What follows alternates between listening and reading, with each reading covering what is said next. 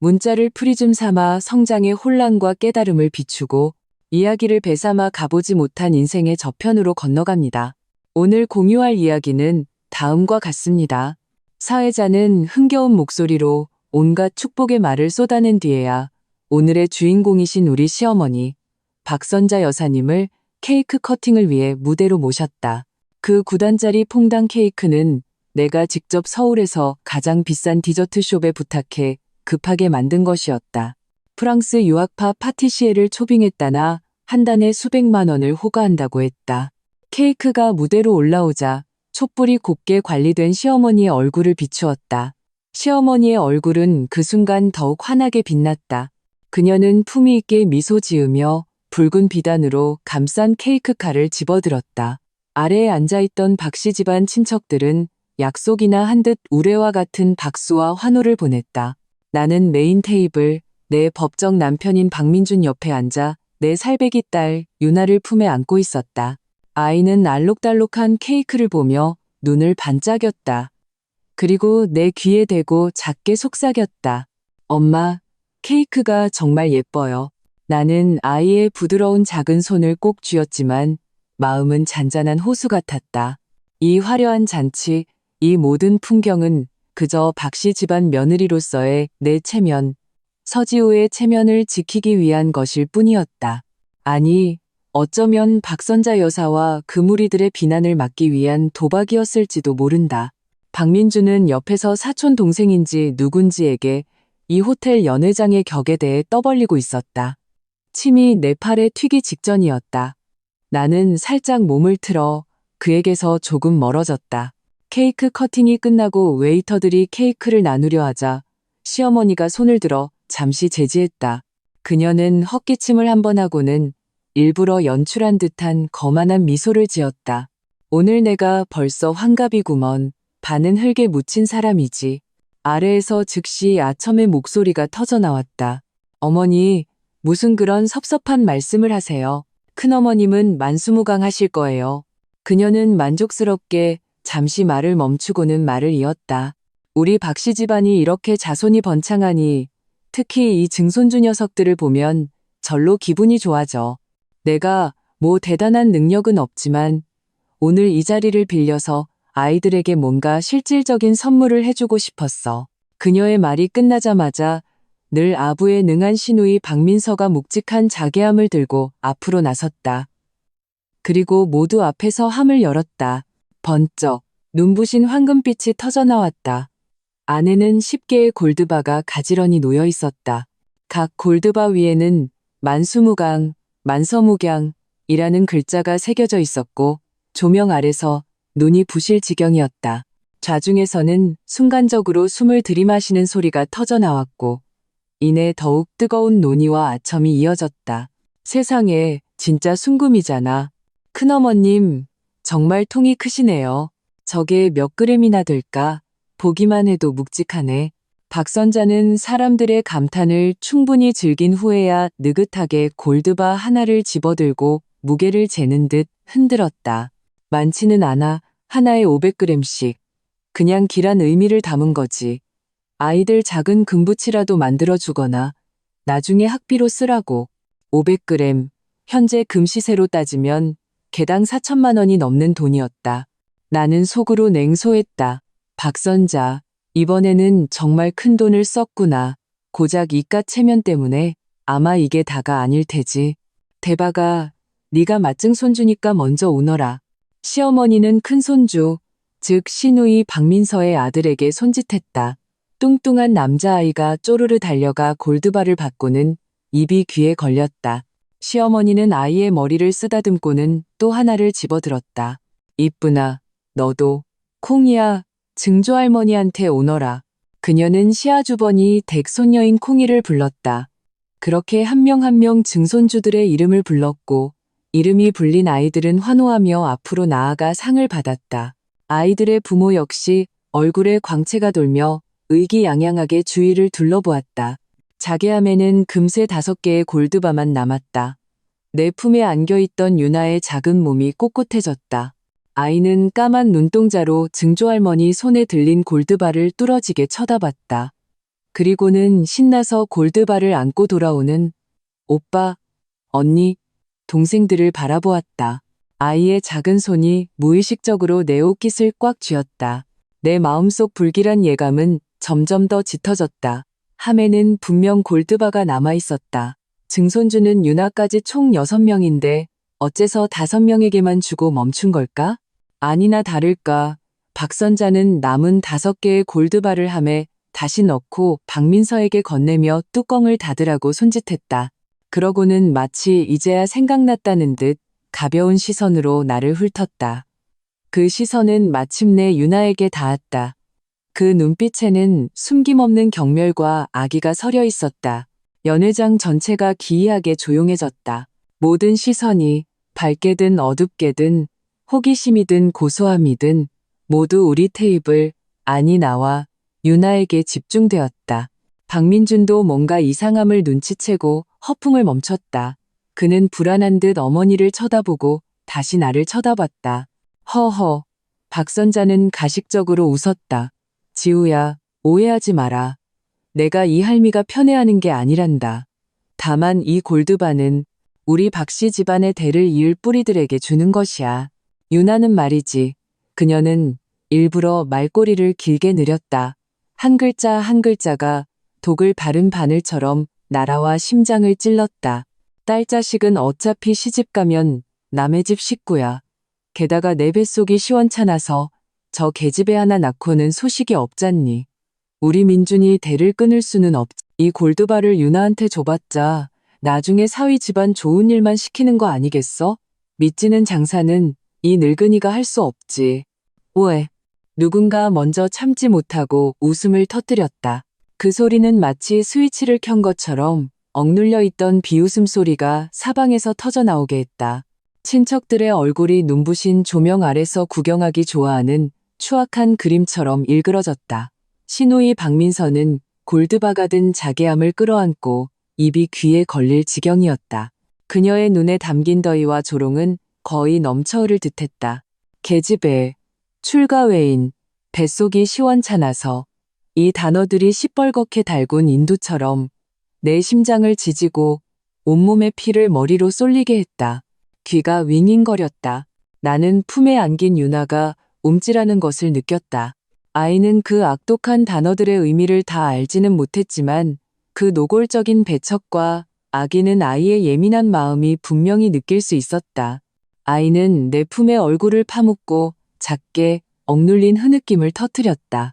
작은 어깨가 들썩였다. 그 순간 내 머릿속 이성이라는 이름의 끈이 툭 하고 끊어졌다. 분노? 억울함? 그건 너무 가벼운 표현이었다. 이건 증오였다. 하늘을 찌를 듯한 증오. 내 딸을 이토록 모욕하는 저 늙은 시어머니 박선자에 대한 증오. 옆에서 방귀 하나 뀌지 못하는 저 한심한 박민준에 대한 증오. 이 방 안에 가득한 소위 피를 나눴다는 친척들의 냉담하고 악독한 얼굴에 대한 증오. 역 같은 체면, 역 같은 인내. 그들이 그토록 소중히 여기는 체면이라면 내가 직접 갈기갈기 찢어주리라. 나는 벌떡 일어섰다. 의자 다리가 매끄러운 바닥에 긁히며 귀에 거슬리는 소음을 냈다. 연회장은 순간 죽음과 같은 정적이 흘렀다. 모든 웃음소리와 수군거림이 멎었다. 모두가 경악하며 나를 쳐다봤다. 나는 아무도 보지 않았다. 그저 품에서 떨고 있는 유나를 힘껏 끌어안았다. 아이의 눈물이 내 가슴팍 옷을 적셨다. 그 따뜻한 축축함이 오히려 얼음장 같던 내 마음을 더욱 단단하게 만들었다. 나는 몸을 돌려 연회장 문을 향해 걸어갔다. 어머, 저것 봐. 그냥 가네? 박선자의 날카로운 목소리가 등 뒤에서 울렸다. 충분한 도발과 예상이 담긴 목소리였다. 몇 마디 했다고 얼굴 싹 바꾸는 것 좀 봐. 갈수록 버르장머리가 없어지는군. 나는 걸음을 멈추지 않았다. 거기서 그녀의 목소리가 갑자기 높아졌다. 분노에 찬 기색이 역력했다. 나는 여전히 멈추지 않고 차가운 문손잡이에 손을 얹었다. 문을 열려는 순간 등 뒤에서 급하고 다소 둔탁한 발소리가 들렸다. 내가 반응하기도 전에 어떤 그림자가 나보다 한 발 앞서 문을 확 열고는 밖으로 나가 문지기처럼 복도를 막아섰다. 박선자였다. 그녀는 환갑잔치의 주인공이라는 체면도 있고 직접 나를 막으러 나온 것이었다. 나는 아이를 안은 채 차가운 눈으로 그녀를 쳐다봤다. 그녀는 방금 전이 뜀박질로 숨을 헐떡이고 있었다. 두꺼운 화장도 흥분과 분노로 번들거리는 유분기를 감추지 못했다. 그녀는 두 손을 허리에 얹고 턱을 치켜들었다. 내가 지긋지긋할 정도로 익숙한 그 거만한 눈빛으로 나를 쏘아보았다. 서지우, 이대로 그냥 가시겠다? 그녀는 비웃었다. 목소리는 크지 않았지만 연회장 안에서 귀를 쫑긋 세운 모든 사람이 들을 수 있을 만큼 또렷했다. 네가 가버리면 이 5천만 원짜리 밥값은 누가 내는데? 5천만 원. 이 숫자는 폭탄처럼 연회장 안의 기이한 분위기를 완전히 점화시켰다. 안에서 억누를 수 없는 경악과 탄식이 터져나오는 소리가 들렸다. 박 선자는 자신이 만든 효과에 매우 만족하며 악독한 미소를 지었다.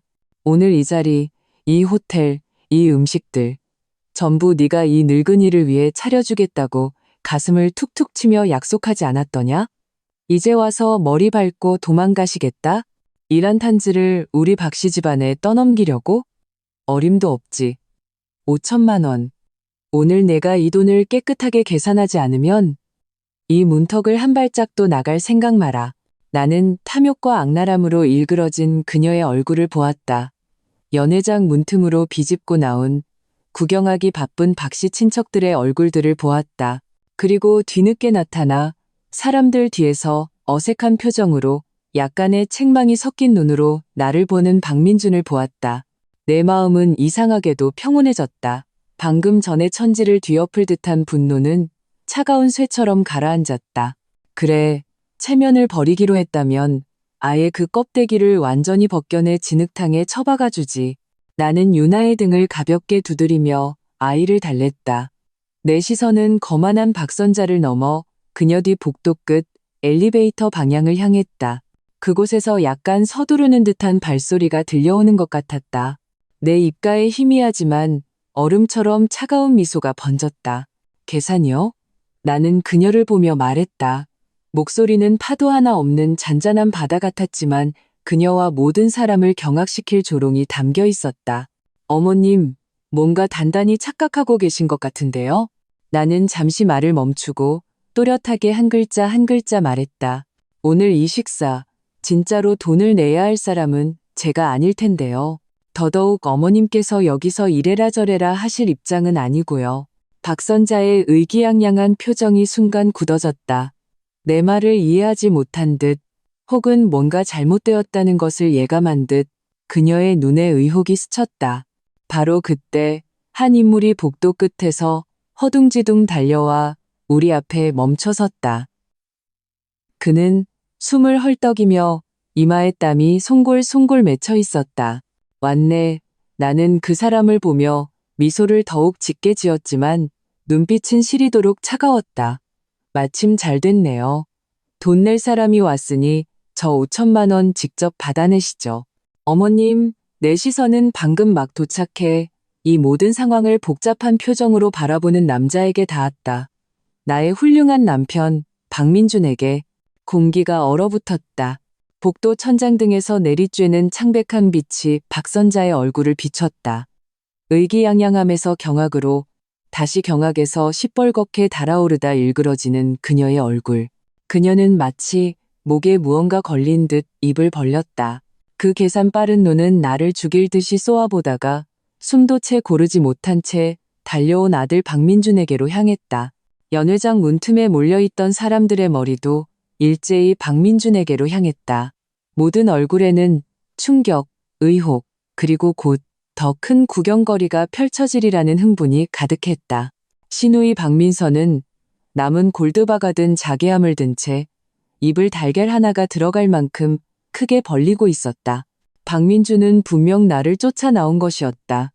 아마 중재자 역할을 하려 했거나 혹은 내가 정말 가버리면 이 난장판을 수습할 수 없을까봐 두려웠을 것이다. 하지만 그는 어머니의 화살이 5천만 원짜리 계산서로 향할 줄은, 그리고 내가 이 뜨거운 감자를 주저없이 그의 얼굴에 던져버릴 줄은 꿈에도 몰랐을 것이다.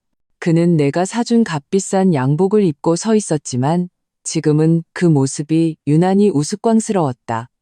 이마에서 솟아난 땀방울이 관자놀이를 따라 흘러내렸다. 그는 나를 보았다. 그의 눈에는 믿을 수 없다는 표정과 함께 대중 앞에서 망신을 당한 것에 대한 분노가 서려 있었다. 입술을 파르르 떨며 무언가 말하려 했지만 어머니의 살기 어린 시선 아래서 입을 닫았다. 너 지금 무슨 헛소리를 하는 거야? 박선자가 마침내 목소리를 되찾았다. 날카롭고 귀에 거슬리는 소리였다. 그녀는 새빨간 매니큐어를 칠한 손가락을 뻗어 내 코앞을 찌를 듯이 겨눴다. 서지우, 어디서 화제를 돌리려고 수작이야. 이 잔치는 네가 전부 주관했어. 호텔도 네가 예약했고 메뉴도 네가 정했잖아.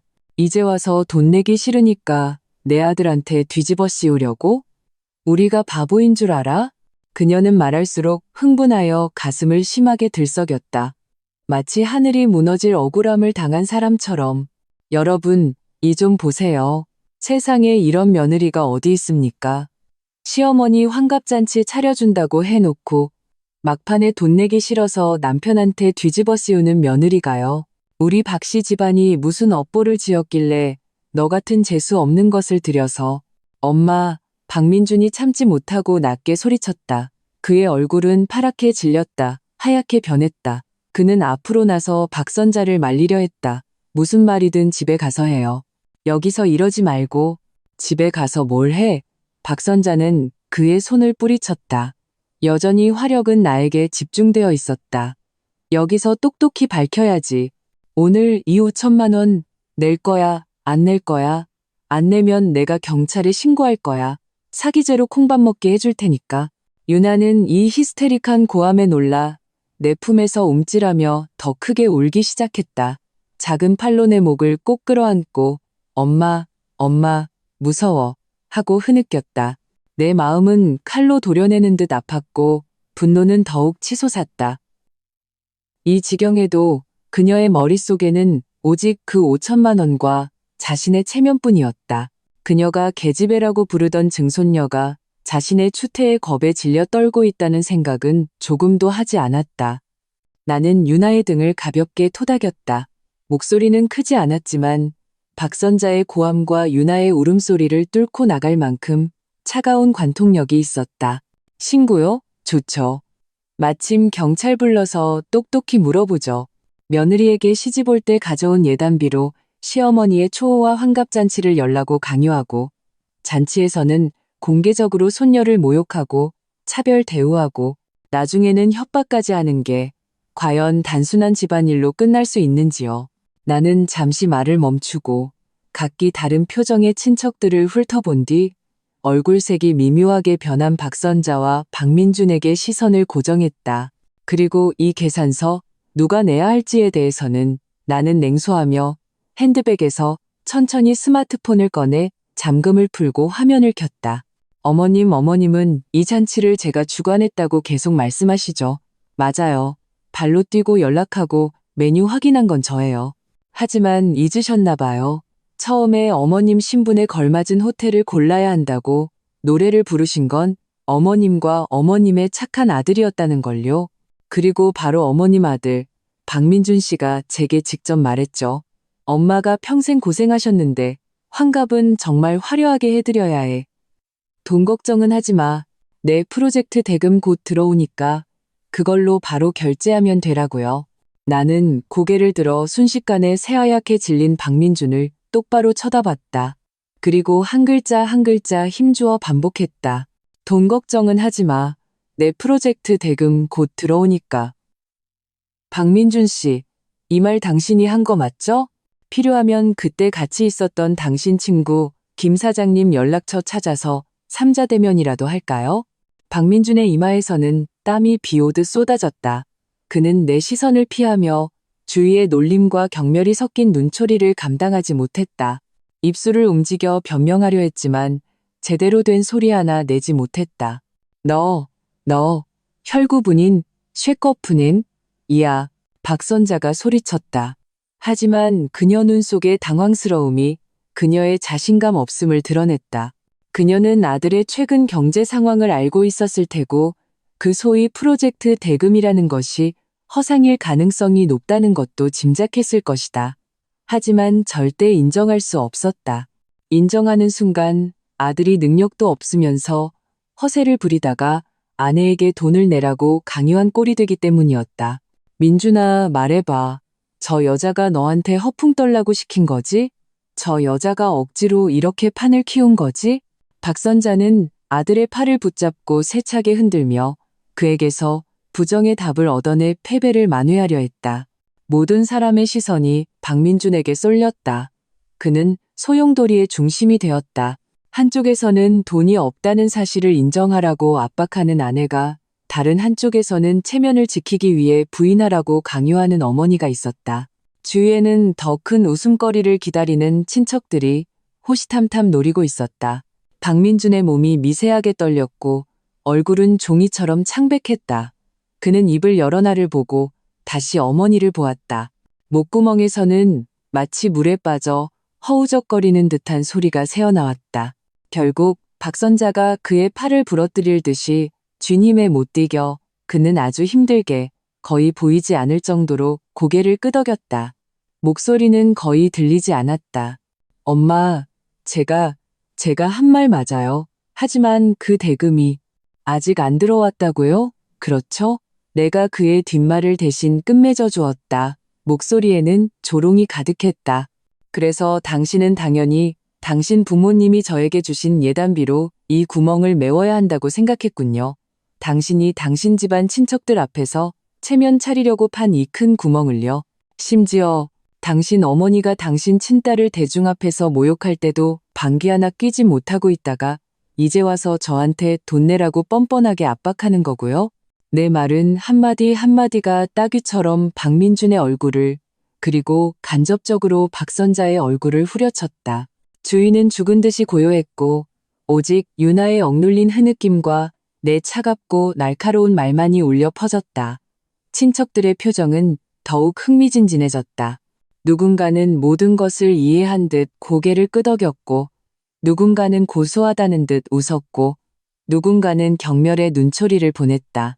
원래 박선자 편에 서서 거들려던 몇몇 아주머니들도 슬그머니 뒤로 물러나 속삭이기 시작했다. 아, 그런 거였어? 민준이가 잘못했네. 아내 예단비로 허세 부리다가 망신당한 거네. 쯧쯧. 5천만 원이라니. 지우씨 예단비 다 털어야겠네.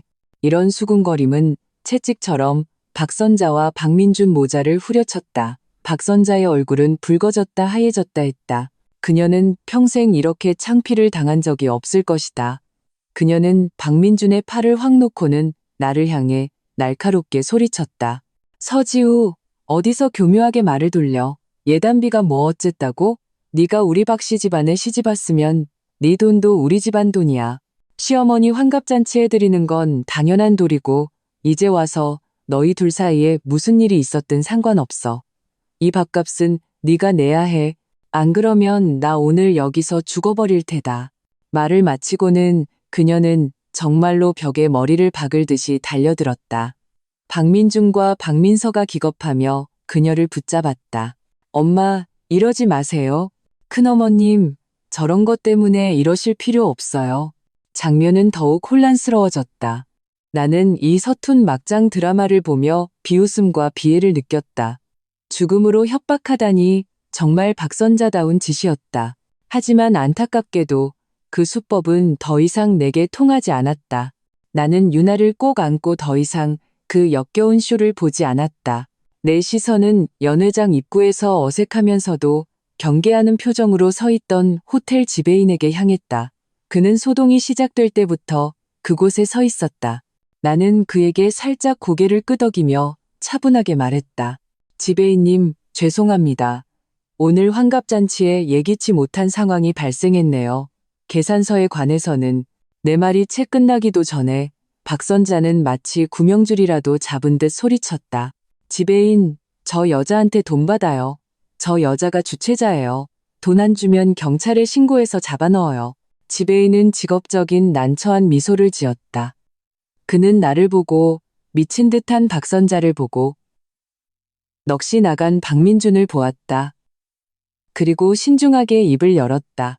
박 사모님, 저희 호텔도 영세한 사업장이라 이 5천만 원 계산서는. 나는 그의 말을 끊고 또렷하게 말했다. 지배인님, 계산서 명세서를 출력해 주시겠어요? 그리고 호텔 예약 시 담보로 제공된 신용카드가 누구의 명의로 되어 있는지 확인해 주십시오. 그 명의자에게 후속 결제 문제를 처리하도록 요청해 주세요. 모든 것은 계약과 호텔 규정에 따라 처리하면 됩니다. 나는 누구의 명의라는 부분을 특히 강조했다. 지배인은 잠시 멈칫하더니 즉시 상황을 파악했다. 알겠습니다. 잠시만 기다려 주십시오. 바로 명세서를 출력하고 확인하겠습니다. 그는 담보 정보를 확인하러 서둘러 자리를 떴다. 박선자는 내 말의 속뜻을 알아듣지 못했거나 혹은 알아듣고 싶지 않았을 것이다. 그녀는 여전히 불효하고 악독하다며 나를 욕하고 있었다. 박민주는 마치 영혼이 빠져나간 사람처럼 누나에게 기댄 채 멍하니 서 있었다. 나는 더 이상 그들을 상대할 가치를 느끼지 못하고 유나의 이마에 가볍게 입을 맞추었다. 우리 둘만 들을 수 있는 목소리로 속삭였다. 아가야, 무서워하지 마. 엄마가 있잖아. 우리 곧 집에 갈 거야. 유나는 눈물 어린 얼굴로 나를 보며 작게 고개를 끄덕였다. 그리고 작은 머리를 내 어깨에 기댔다. 아이의 감정이 조금은 안정된 듯했다. 복도는 기이한 대치 상태에 빠졌다. 한쪽에서는 박선자의 간헐적인 욕설과 울음소리, 박민서의 부질없는 위로, 그리고 박민준의 넉나간 침묵이 있었다. 다른 한쪽에서는 내가 아이를 안고 차갑게 방관하는 평온함이 있었다. 예상 밖의 가정사를 목격한 친척들은 가지도 못하고 머물지도 못하며 어색하게 서서 스마트폰을 보는 척하거나 낮은 목소리로 눈빛을 교환했다. 시간이 1분 1초 흘러갔다. 마침내 호텔 지배인이 돌아왔다. 그의 손에는 긴 영수증이 들려 있었고 뒤에는 카드 단말기를 든 직원이 따라왔다. 모든 사람의 시선이 순간적으로 그의 손에 들린 종이와 작은 기계에 집중되었다. 결정적인 순간이 왔다. 지배인은 우리 앞에 서서 우리 몇 사람의 얼굴을 훑어보았다. 마침내 그의 시선은 박민준에게 닿았다. 그의 얼굴에는 형식적이면서도 의미심장한 표정이 담겨 있었다. 그는 헛기침을 한 번 하고 입을 열었다. 그의 목소리는 크지 않았지만 이미 파문이 일고 있던 연못에 던져진 거대한 폭탄 같았다. 박민준 선생님, 이번 환갑잔치의 상세 내역서입니다. 총 금액은 5,080만 원입니다. 예약 기록에 따르면 담보로 제공된 신용카드는 선생님 명의의 끝자리 6,688번인 신한은행 플래티넘 카드입니다. 지금 카드로 결제하시겠습니까? 아니면 박선자의 욕설이 멎었다. 박민서가 들고 있던 자개함이 흔들렸다. 모든 친척들의 시선이 탐조등처럼 얼굴에 핏기 하나 없는 박민준에게 고정되었다. 담보카드는 박민준의 것이었다. 나는 유나를 안고 품 안에 작은 아이의 숨결이 점차 안정되는 것을 느끼며 마치 상갓집 개처럼 땅바닥에라도 숨고 싶어하는 박민준의 비참한 모습을 보았다. 그리고 순간 모든 핏기가 가시고 충격과 불신으로 가득 찬 박선자의 얼굴을 보았다. 내 마음에는 파문 하나 읽지 않았다. 오직 차가운 황무지만이 펼쳐져 있었다. 이 막장극은 이제 끝내야 했다. 나는 희미하게 입을 열었다. 목소리는 크지 않았지만 모든 사람이 들을 수 있을 만큼 또렷했다. 박민준 씨 계산하세요. 계산 끝나면 우리 제대로 이야기 좀 합시다. 박민준 선생님, 이번 환갑잔치의 상세 내역서입니다. 총 금액은 5,080만 원입니다. 예약 기록에 따르면 담보로 제공된 신용카드는 선생님 명의의 끝자리 6,688번인 신한은행 플래티넘 카드입니다. 지금 카드로 결제하시겠습니까? 아니면 지배인의 목소리는 높지 않았지만 복도의 모든 위선적인 소란을 가르는 벼락 같았다. 시간이 멈춘 듯했다. 방금 전까지만 해도 흥분과 분노로 붉게 달아올랐던 박선자의 얼굴에서 순식간에 핏기가 사라지고 창백해졌다. 입술을 파르르 떨며 눈을 동그랗게 뜨고 지배인을 그리고 다시 아들을 쏘아보았다. 마치 처음 보는 사람인 것처럼 그녀의 목구멍에서는 보이지 않는 손에 목이 졸린 듯한 이상한 소리가 새어나왔다. 그 재수 없는 것, 계집애라는 욕설은 목구멍에 걸려 더 이상 나오지 않았다. 박민서는 그 묵직한 자기함을 든 손에 힘이 빠져 함을 떨어뜨릴 뻔했다. 그녀는 황급히 함을 고쳐 안았다. 얼굴의 의기양양함과 조롱은 이미 경악으로 바뀌어 있었고 시선은 나와 박민준, 박선자 사이를 불안하게 오갔다. 연회장 문틈에 몰려있던 친척들은 그야말로 난리가 났다. 속삭임은 노골적인 수군거림으로 변했다. 수많은 시선이 탐조등처럼 박민준에게 집중되었다. 그 시선에는 경멸, 고소함, 그리고 그럴 줄 알았다는 깨달음이 섞여 있었다. 알고 보니 민준이가 돈도 없으면서 허세 부린 거였네.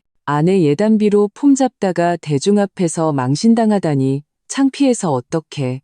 쯧쯧. 아까 박 여사님은 그렇게 기세등등하게 욕하더니 결국 자기 아들이 문제였네. 5천만 원이라니 민준 씨가 무슨 돈으로. 지우 씨 정말 불쌍하다.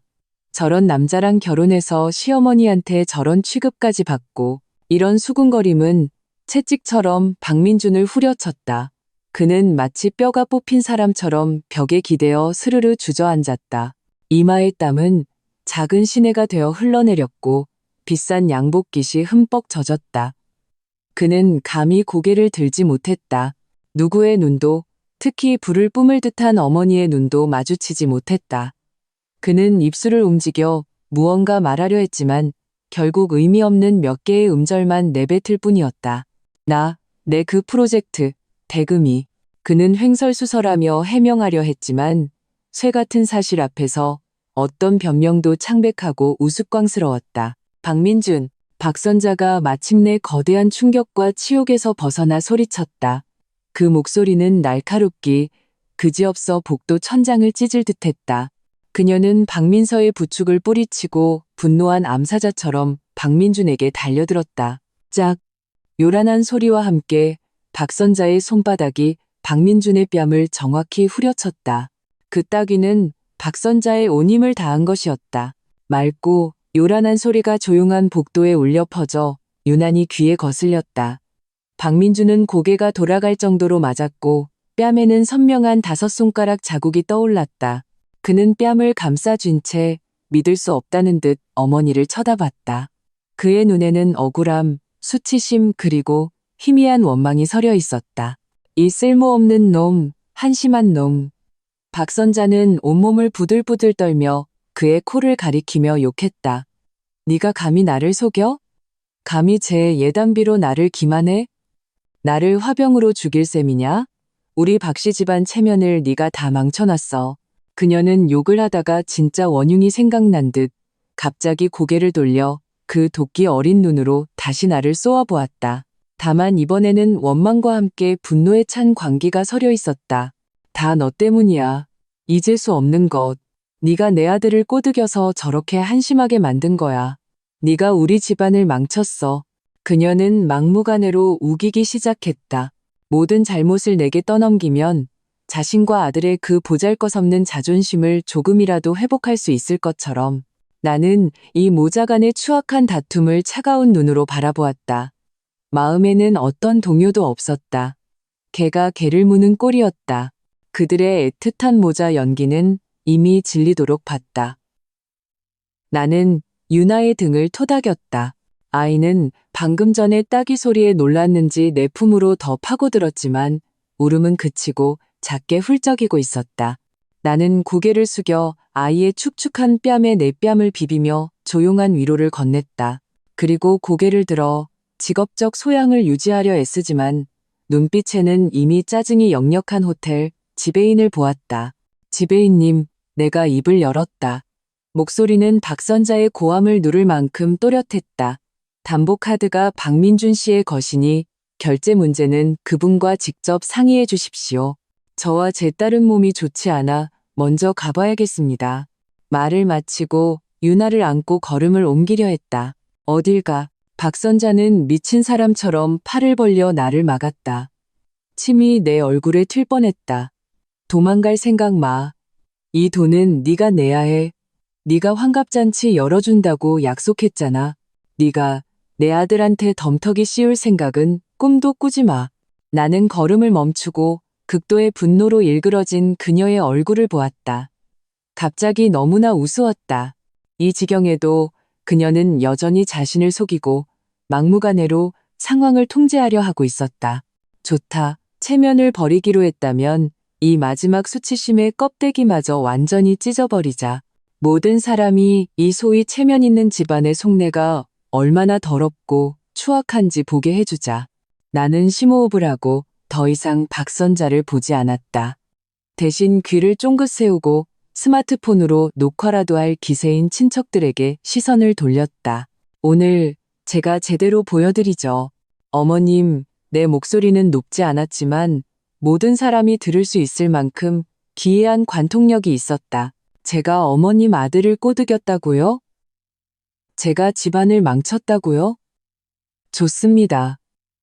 오늘 여기서 똑똑히 말씀드리죠. 여기 계신 모든 어르신들이 듣고 판단해 보세요. 나는 잠시 말을 멈추고 품 안의 유나가 불안하게 움직이는 것을 느꼈다. 나는 팔에 힘을 주어 아이에게 힘을 실어주었다.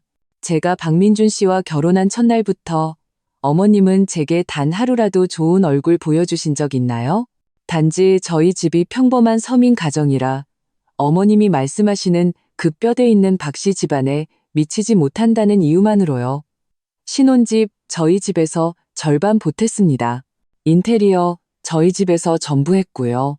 박민준 씨는 그때 막 사회생활 시작해서 월급 몇 푼 되지도 않았는데 그의 양복, 시계, 심지어 동료들과의 회식비까지 어느 것 하나 제 월급과 예단비에서 나가지 않은 게 있나요? 내가 한마디 할 때마다 박선자의 얼굴은 점점 더 굳어졌다. 그녀는 내 말을 끊으려 했지만 나는 기회를 주지 않고 차분하지만 단호하게 말을 이었다. 유나가 딸로 태어났을 때 어머님은 산부인과 밖에서 바로 얼굴을 굳히셨죠. 산후조리 기간 동안 단 한 번도 찾아오지 않으셨고 오히려 여기저기 다니면서 제가 쓸모없어서 아들도 못 낳는다고 말씀하셨죠.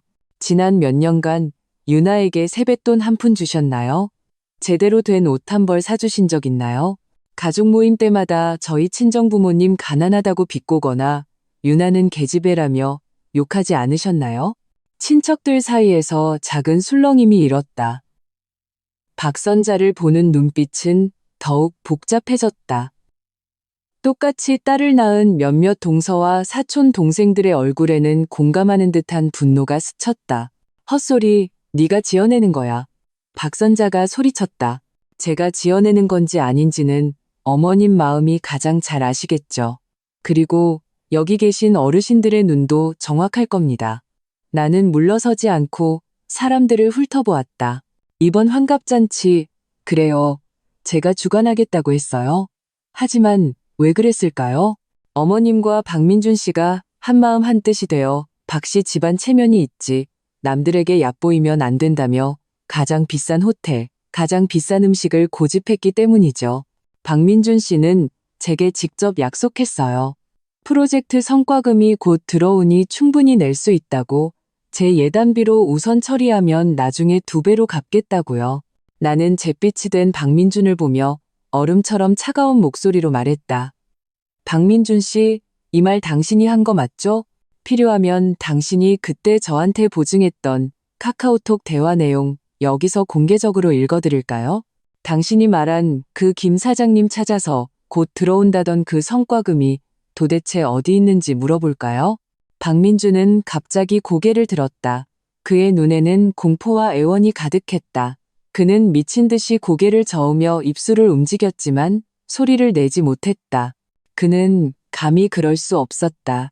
그 김 사장이라는 사람은 애초에 핑계였고 그의 프로젝트는 이미 망했으며 그는 빚더미에 앉아 있었다. 나는 더 이상 그를 보지 않았다. 저런 줏대없는 인간은 한 번 더 보는 것조차 역겨웠다. 결과는요? 나는 사람들을 향해 돌아섰다. 목소리에는 나 자신을 위해서가 아니라 유나를 위해, 그리고 지난 5년간 억울함을 참고 살아온 나 자신을 위한 희미한 흐느낌이 섞여 있었다. 성과금은커녕 환갑잔치에서 제 딸 유나만 쏙 빼놓고 골드바를 나눠주는 꼴을 봐야 했죠. 모든 친척들 앞에서 제 딸을 계집애라고 욕하는 걸 들어야 했고요. 그리고 당신과 당신의 그 잘난 아들이 합심해서 이 5천만 원짜리 계산서를 제 예단비로 내라고 협박하는 꼴을 봐야 했습니다. 내 목소리는 갑자기 높아졌다. 5년간 억눌려온 분노와 억울함이 터진 댐처럼 쏟아져 나왔다. 박선자 여사님, 박민준 씨, 당신들 박씨 집안 체면은 체면이고 나 서지우의 체면은 체면이 아닙니까? 내 딸의 체면은 체면이 아니에요? 당신들 돈은 돈이고 우리 부모님이 힘들게 모아서 저에게 유사시에 쓰라고 주신 예단비는 당신들 체면 차리고 우리 모녀 모욕하라고 있는 돈입니까? 오늘 이 골드바 우리 유나 필요 없습니다. 이 박씨 집안의 문 우리 모녀도 더 이상 들어가지 않겠습니다. 나는 유나를 안고 허리를 꼿꼿이 세웠다. 톱날 같은 시선으로 박선자를, 박민준을 그리고 그 자리에 있던 모든 박씨 집안 사람들을 훑었다. 이 5천만 원 약속한 사람이 담보 제공한 사람이 내세요. 못 내겠으면 호텔 규정대로 처리하세요. 경찰에 신고하든 소송을 걸든 나 서지우 끝까지 상대해 드리겠습니다. 말을 마치고 나는 더 이상 등 뒤에서 들려오는 박선자의 히스테릭한 욕설, 박민준의 절망적인 외침, 그리고 친척들의 충격, 동정, 혹은 여전히 고소해야 하는 시선을 신경 쓰지 않았다. 내 딸을 안고 몸을 돌려 한 걸음 한 걸음 단호하게 엘리베이터를 향해 걸어갔다. 등 뒤에는 혼란과 치욕, 그리고 난장판이 남아 있었다. 하지만 앞에는 자유와 존엄, 그리고 나와 유나의 새로운 삶이 있었다. 엘리베이터 문이 천천히 열렸다. 나는 안으로 들어서서 몸을 돌려 복도에서 아직 끝나지 않은 추악한 연극을 보며 닫힌 버튼을 눌렀다. 문이 닫히는 마지막 순간 나는 박선자의 무너지는 울음소리와 박민서의 초조한 위로를 들었다. 그리고 바닥에 진흙처럼 주저앉은 박민준의 비참한 모습도 보았다.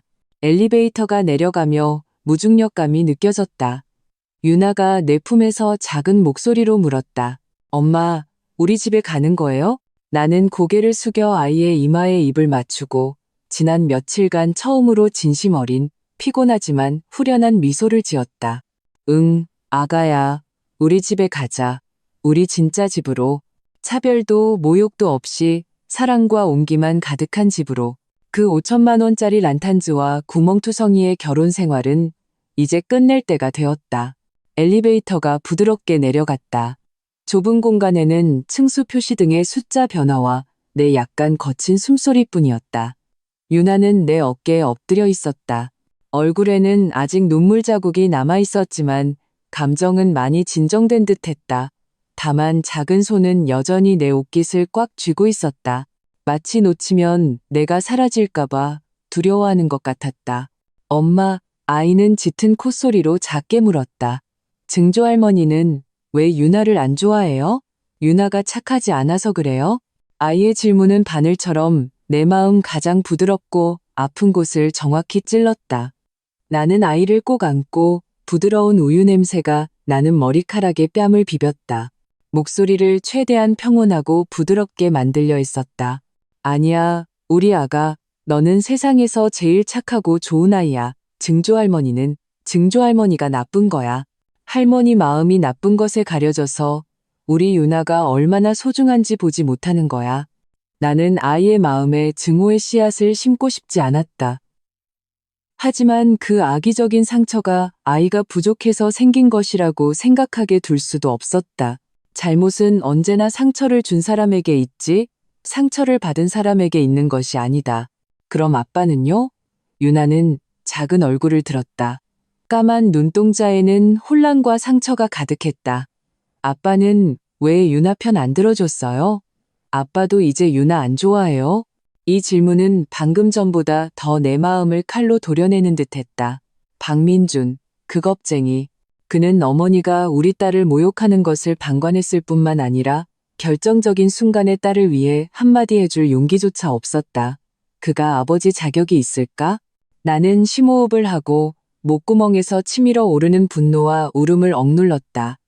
내 감정을 아이에게 전염시킬 수는 없었다. 아빠는, 나는 단어를 골랐. 아이의 마음속 아버지의 이미지를 완전히 부정하고 싶지는 않았지만 그를 변호해 줄 수도 없었다. 아빠는 아마 아직 유나를 지켜주는 진짜 좋은 아빠가 되는 법을 배우지 못했나 봐. 하지만 아가야, 이거 하나는 꼭 기억해. 다른 사람이 어떻게 하든 엄마는 영원히 널 사랑하고 영원히 내 편에 설 거야. 엄마가 널 지켜줄게. 아무도 널 괴롭히지 못하게 할 거야. 유나는 알아들은 듯 많은 듯 나를 보다가 힘껏 고개를 끄덕였다. 그리고 다시 내 품에 작은 머리를 파묻고 작은 목소리로 말했다. 유나도 영원히 엄마 사랑해요.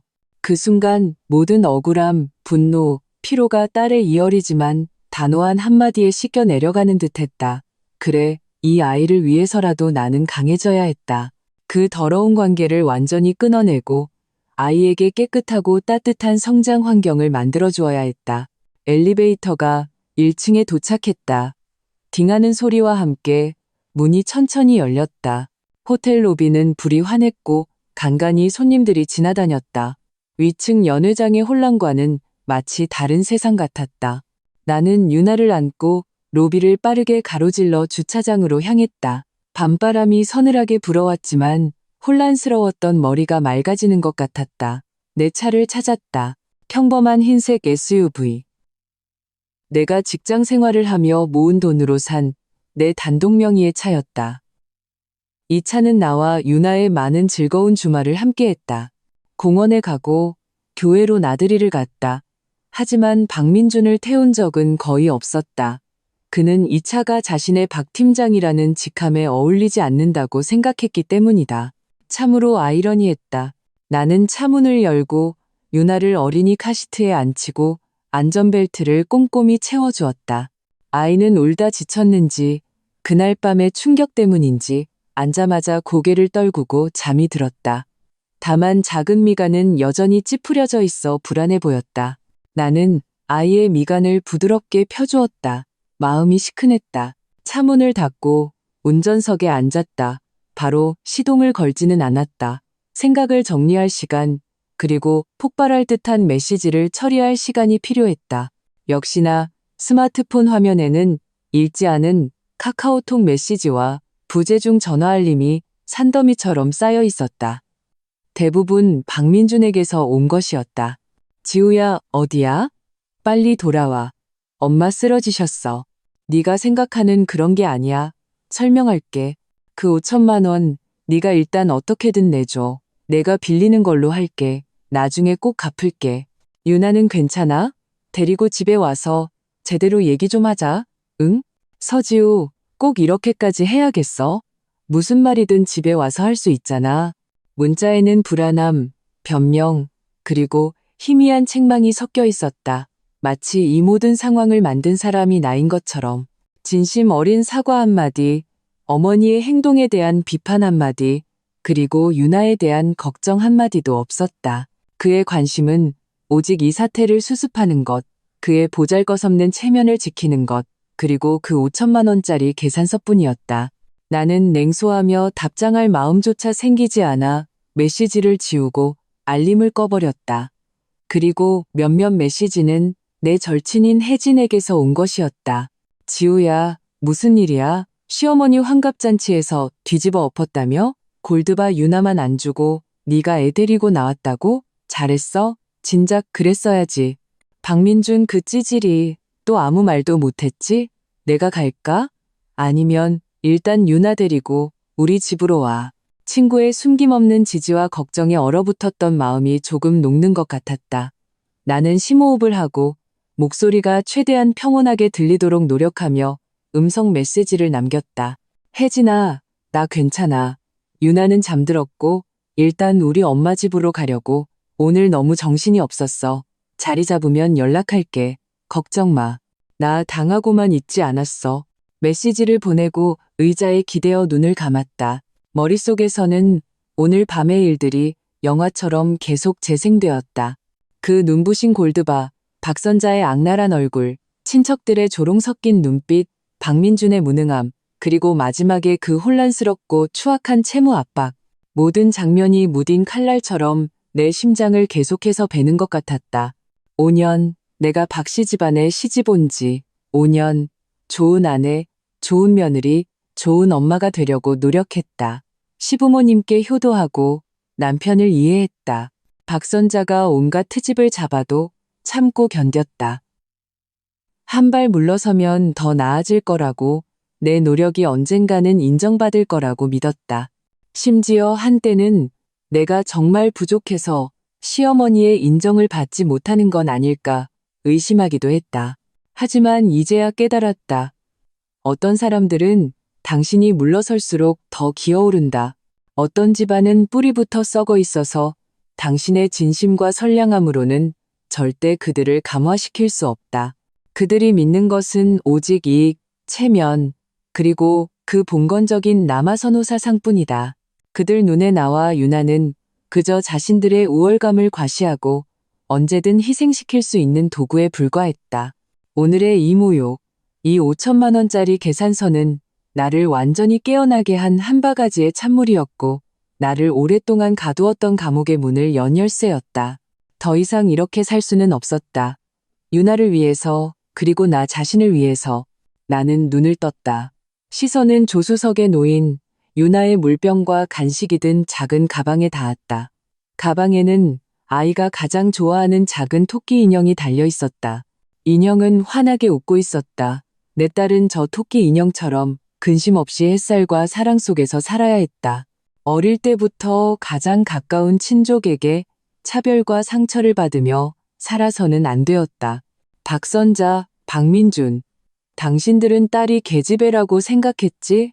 우리 모녀가 만만하다고 생각했지? 어디 한번 보자.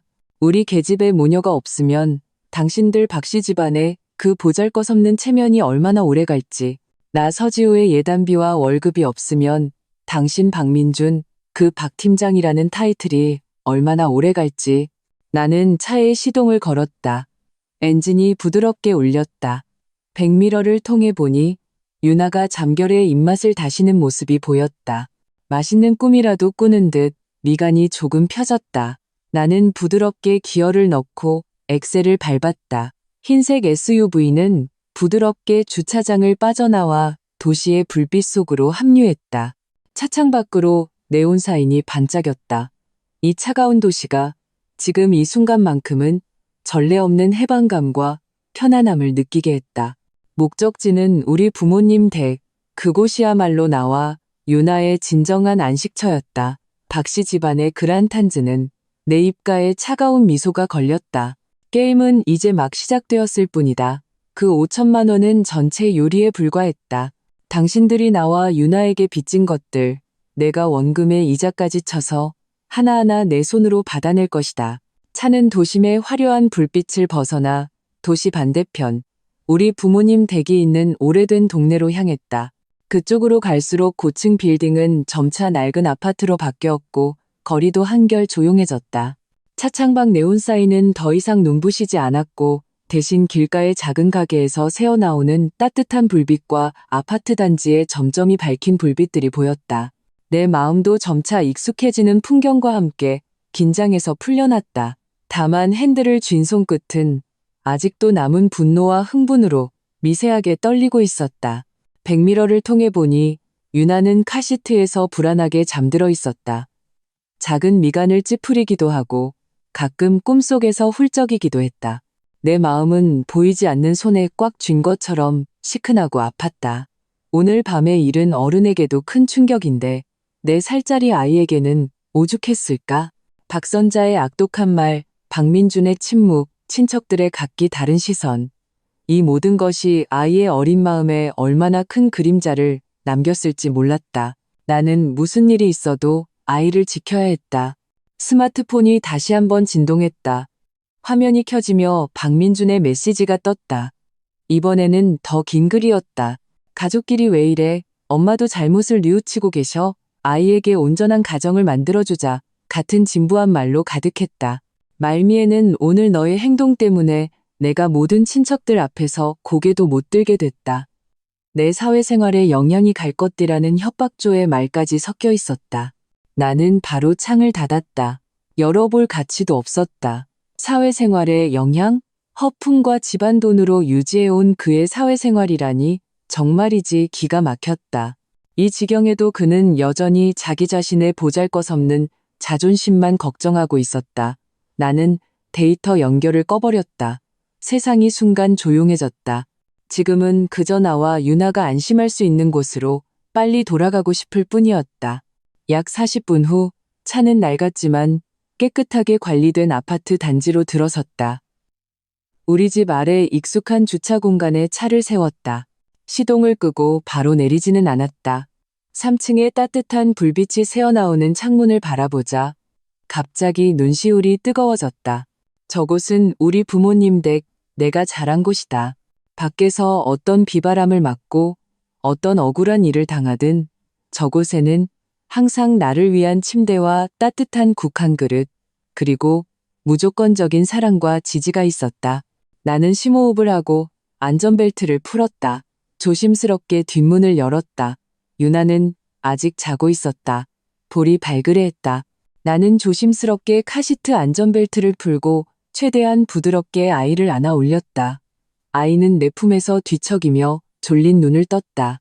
나인 것을 확인하고는 안심한 듯 다시 눈을 감고 작은 팔로 내 목을 부드럽게 감쌌다.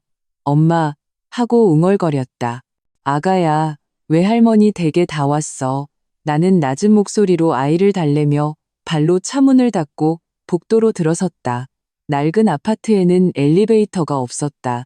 나는 묵직한 유나를 안고 한 계단 한 계단 3층으로 올라갔다. 조용한 복도의 발소리가 울려 퍼졌다. 문 앞에 도착하기도 전에 안에서 문이 열렸다. 엄마가 앞치마를 두르고 손에는 밀가루를 묻힌 채 서 있었다. 무언가 만들고 계셨던 모양이다. 얼굴에는 초조함과 걱정이 가득했다. 아빠도 그 뒤에 서 계셨다. 돋보기 안경을 쓰고 손에는 신문을 들고 계셨지만 눈빛은 마찬가지로 걱정으로 가득했다. 지우야, 어떻게 된 거야? 이렇게 늦게. 유나는 왜 그래? 엄마가 연달아 질문을 쏟아냈다.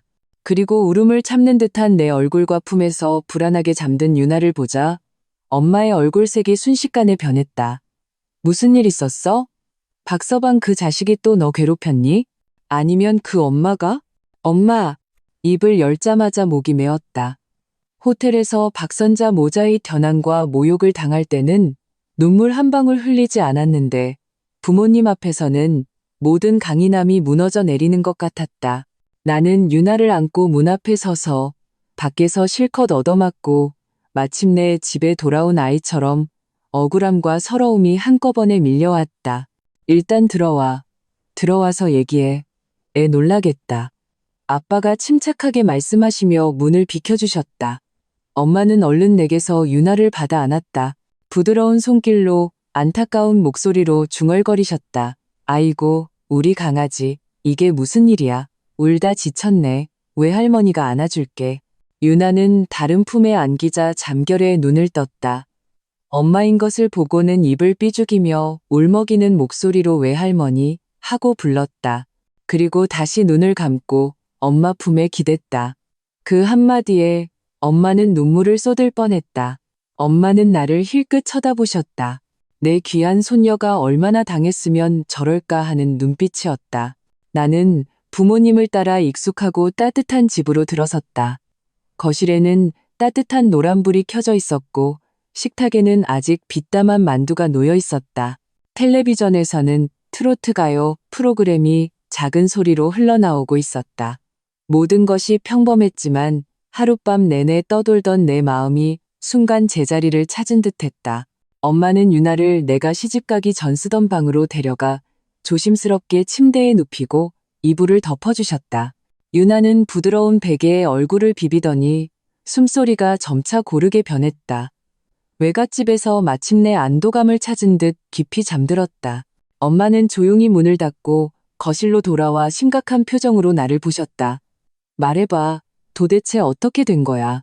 박서방이 전화해서 횡설수설하는데 환갑잔치에서 싸우고 네가 애 데리고 나갔다느니 무슨 5천만 원 얘기까지 하더라.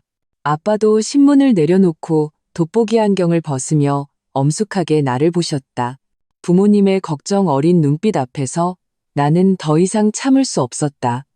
오늘 밤 호텔에서 있었던 모든 일을 하나도 빠짐없이 털어놓았다. 박선자가 어떻게 대중 앞에서 유나만 빼고 골드바를 나눠주었는지, 그녀의 악독한 말들, 박민준의 비겁한 침묵, 그리고 마지막으로 5천만 원 계산서를 내게 떠넘기려 했던 그 황당한 소동까지. 나는 천천히 감정을 억누르며 말했다. 하지만 박선자가 유나를 계집애라고 욕하고 박민준이 우리가 모욕당하는 것을 멀뚱히 지켜보기만 했다는 얘기를 할 때는 목소리가 떨렸고 결국 눈물이 터져 나왔다. 엄마는 들으면서 얼굴이 걱정에서 분노로 다시 분노에서 새파랗게 질려갔다. 엄마는 소파 팔걸이를 세게 내리치며 벌떡 일어나셨다. 기가 막혀서. 박선자 그 못된 여편네가 감히 내 손녀를 그렇게 모욕해? 그 집안의 왕이라도 물려줄 게 있대? 딸 낳은 게 뭐 어때서? 딸이 얼마나 살가운데. 그 아들이라는 놈은 또 뭐야? 한심하고 비겁하기 짝이 없는 놈. 정말이지 눈이 삐었지. 너를 그런 집안에 시집 보내서 이 고생을 시키다니. 엄마는 분노로 온몸을 떨며 가슴을 심하게 들썩이셨다. 평생 초등학교 교사로 온화하고 이성적이셨던 엄마가 이렇게 크게 화내시는 모습은 처음 봤다. 아빠는 비교적 말이 없으셨지만 꽉 쥔 주먹과 이마에 솟아난 힘줄이 내면의 분노를 드러내고 있었다. 아빠는 심호흡을 하고 낮은 목소리로 물으셨다. 그 5천만 원은 도대체 어떻게 된 거냐? 담보카드가 정말 박서방 거였어? 나는 고개를 끄덕이며 눈물을 닦고 침착하게 말했다. 호텔 지배인이 확인했어요. 그 사람 카드예요. 자기가 프로젝트 성과금 들어오면 낼 테니 제 예단비로 우선 내라고 허풍 떨었던 거예요. 결과적으로 성과금은 그림자도 없고 저한테 덤터기 씌우려고 했던 거죠. 박선자는 더 기가 막혀요. 죽겠다고 협박하면서까지 저한테 돈 내라고 했어요. 괘씸한 놈들. 아빠가 욕설을 내뱉으셨다. 평소 거친 말을 거의 하지 않으시는 분인데 정말 화가 나신 모양이었다. 우리 집안을 아주 우습게 봤구나.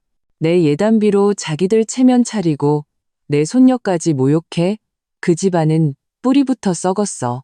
이혼해. 엄마가 단호하게 말씀하셨다. 눈가는 붉었지만 전례 없는 결의에 차 있었다. 지우야, 이 결혼은 무조건 이혼해야 해. 그런 집안에서 하루도 더 있으면 안 돼.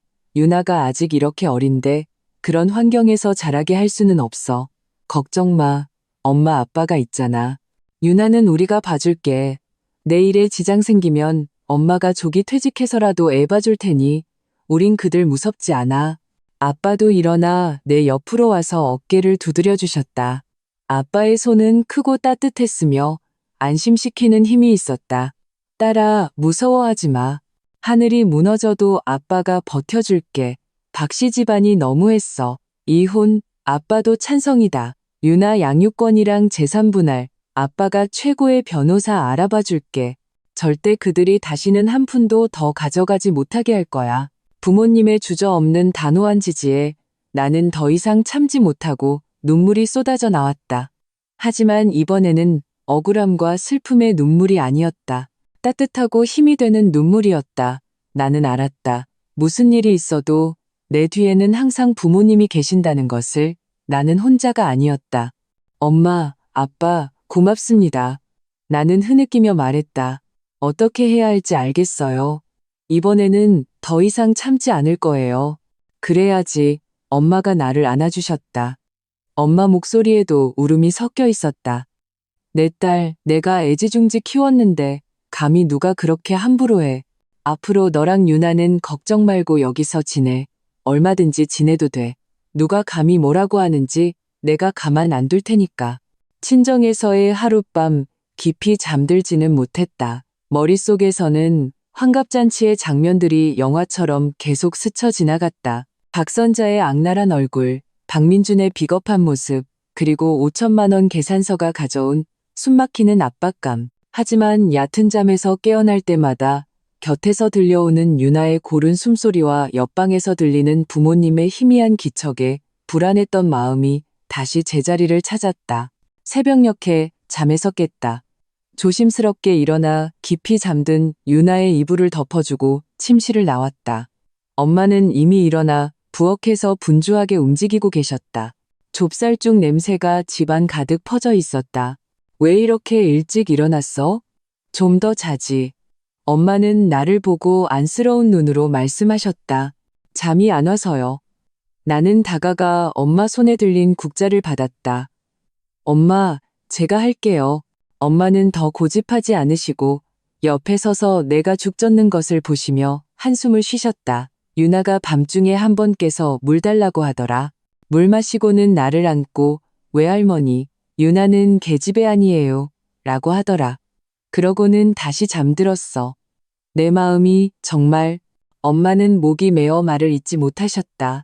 내 코끝이 시큰해졌다. 억지로 눈물을 참았다. 상처는 이미 생겼다. 유나의 그 어린 마음에 흔적을 남겼다. 이 사실이 내 결심을 더욱 굳게 했다. 엄마, 다 지난 일이에요. 앞으로는 그런 일 없을 거예요. 나는 낮은 목소리로 하지만 이상하리만치 단호하게 말했다. 간단한 아침 식사를 마치고 아빠는 돋보기 안경을 쓰고 스마트폰으로 전화를 걸기 시작하셨다. 퇴직 전 회사에서 행정 업무를 하셔서 인맥이 넓지는 않았지만 성품이 강직해서 깊은 교분을 나눈 친구 몇 분이 계셨다. 아빠는 곧장 김 변호사라는 분에게 연락하셨다. 오랜 친구의 조카인데 이혼 소송과 재산 분할 분야에서 아주 유능하다고 했다. 김 변호사인가? 나 오성철일세. 그래, 좀 급한 일이 있어서 내 딸아이 일인데 말이지. 결혼 문제야. 상대 집안이 아주 막대 먹었어. 아빠는 간결하게 말씀하셨지만 목소리에는 억눌린 분노가 담겨 있었다. 전화기 저편에서는 흔쾌히 승낙하는 듯했다. 전화를 끊고 아빠는 내게 말씀하셨다. 약속 잡았다. 오전 10시에 바로 김 변호사 사무실로 가기로 했어. 내가 같이 가마.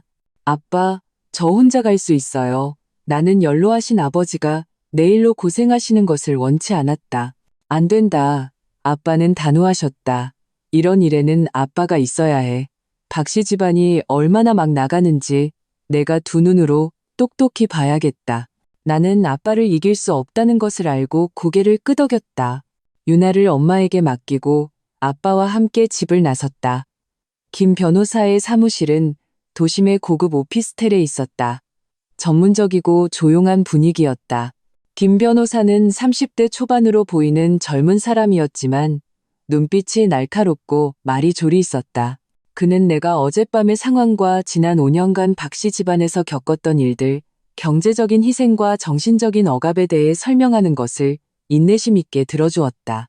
내가 박선자가 유나를 계집애라고 공개적으로 모욕하고 차별 대우한 것을 언급했을 때 김 변호사의 미간이 찌푸려졌다. 서지호 씨, 이런 상황, 특히 많은 친척들이 증인으로 있는 공개적인 장소에서의 모욕은 심각한 정신적 침해 및 차별에 해당합니다. 자녀 양육권을 확보하는데 매우 유리하게 작용할 수 있습니다. 남편의 묵인과 방관 역시 재판부의 고려 대상이 될 것입니다. 그는 신혼집 문제, 우리 집에서 절반을 보탰지만 명의는 공동명의, 예금, 박민준의 채무 가능성, 그리고 5천만 원 환갑잔치 계산서의 전말에 대해 자세히 물었다. 담보카드가 박민준 씨 명의라면 법적으로 지급 책임은 그에게 있습니다. 만약 그가 지불 능력이 없다 해도 호텔 측은 서지호 씨가 아닌 그에게 청구하게 됩니다.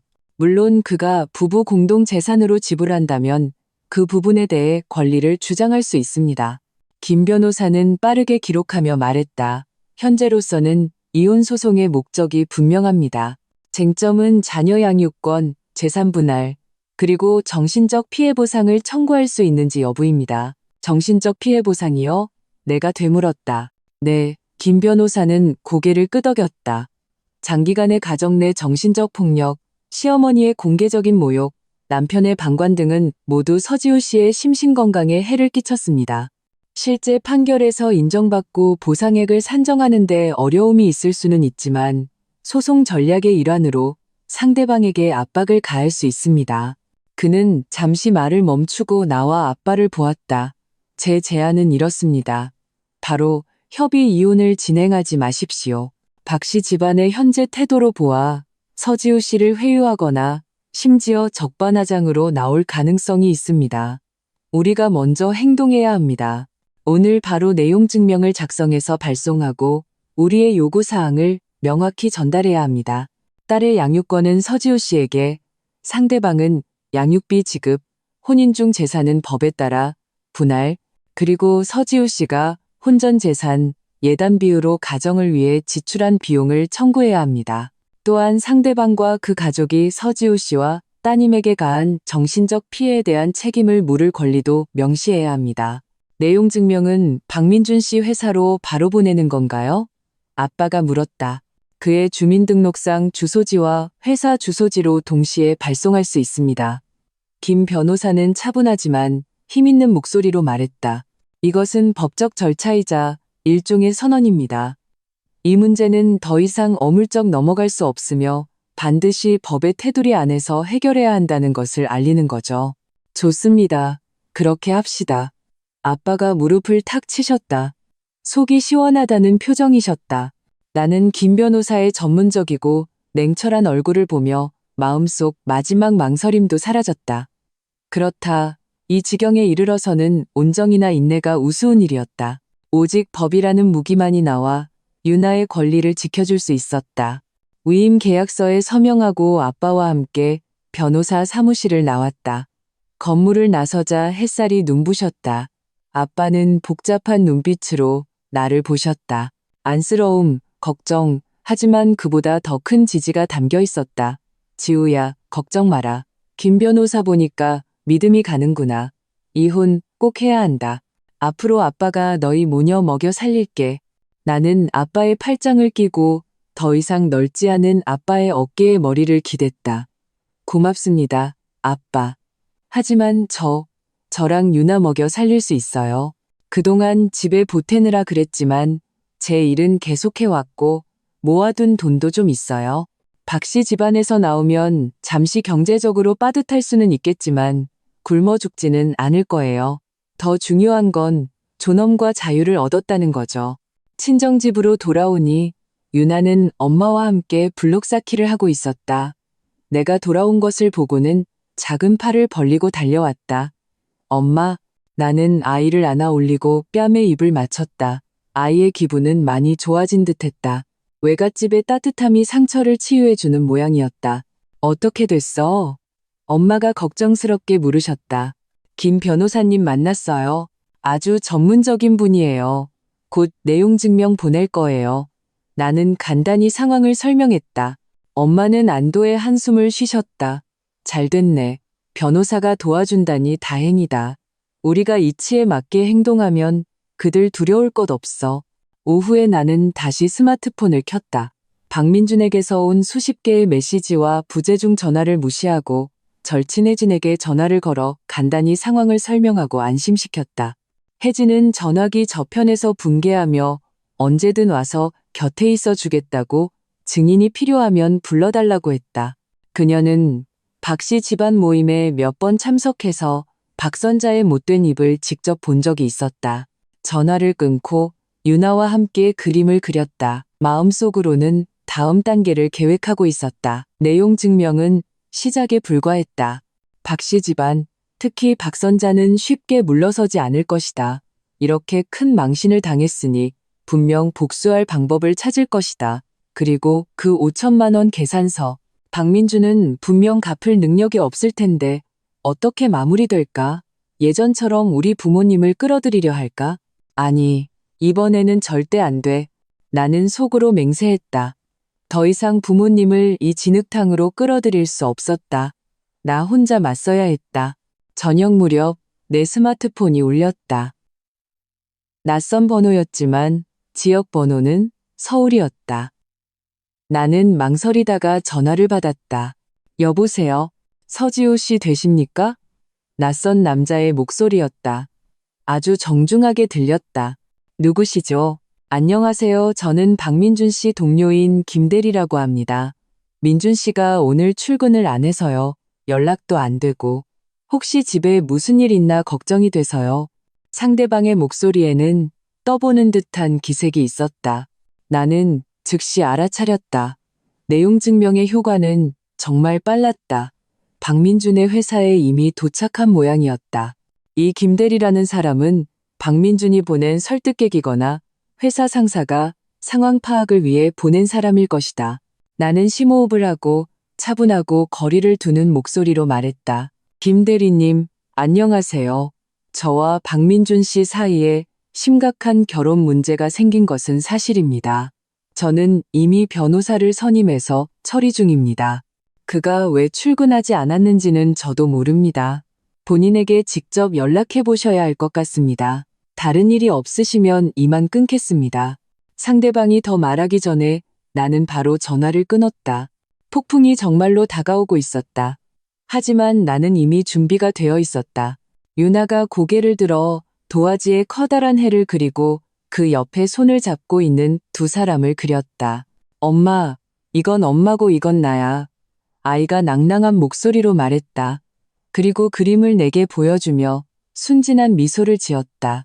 나는 그 그림을 보며 마음이 녹아내렸다. 이 미소를 위해서라면 어떤 싸움도 가치가 있었다. 정말 잘 그렸다, 우리 아가. 나는 그림을 받아 조심스럽게 펴주었다. 박민준의 동료가 걸어온 그 떠보는 듯한 전화는 잔잔한 호수에 던져진 돌멩이와 같았다. 파문은 금방 사라졌지만 호수 밑바닥에는 이미 거센 물결이 일고 있음을 예고했다. 전화를 끄는 내 얼굴은 평온했지만 내용 증명의 효력이 나타나기 시작했다는 것을 직감했다. 박민준이 출근하지 않은 것은 창피해서일까? 아니면 무언가를 꾸미고 있는 것일까? 박선자 쪽에서는 또 어떤 반응을 보일까? 누구 전화야? 엄마가 깎은 과일을 들고 부엌에서 나오시며 예민하게 물으셨다. 박민준 씨 동료래요. 떠보려고 전화한 것 같아요. 나는 간단히 말하고 내용 증명에 대해서도 말씀드려 부모님을 안심시켰다. 아빠는 소파에 앉아 신문을 보시다가 고개를 드셨다. 행동 한번 빠르군. 내용 증명이 도착했나 보네. 지우야, 신경 쓰지 마라. 모든 건 김 변호사한테 맡겨. 나는 고개를 끄덕였다. 그 후 며칠은 의외로 조용했다. 박민준의 전화와 메시지는 여전히 빗발쳤지만 처음에는 해명하고 되돌리려 하던 내용이 점차 원망 섞인 비난으로 마지막에는 만나서 이야기하자는 애원으로 바뀌었다. 내용은 계속 변했지만 핵심 문제 어머니의 악행, 자신의 비겁함, 그리고 5천만 원, 계산서 해결 방안은 시종 회피했다. 나는 모두 익십했다. 가끔 훑어볼 때면 우습고 가여울 뿐이었다. 박선자 쪽은 조용했다.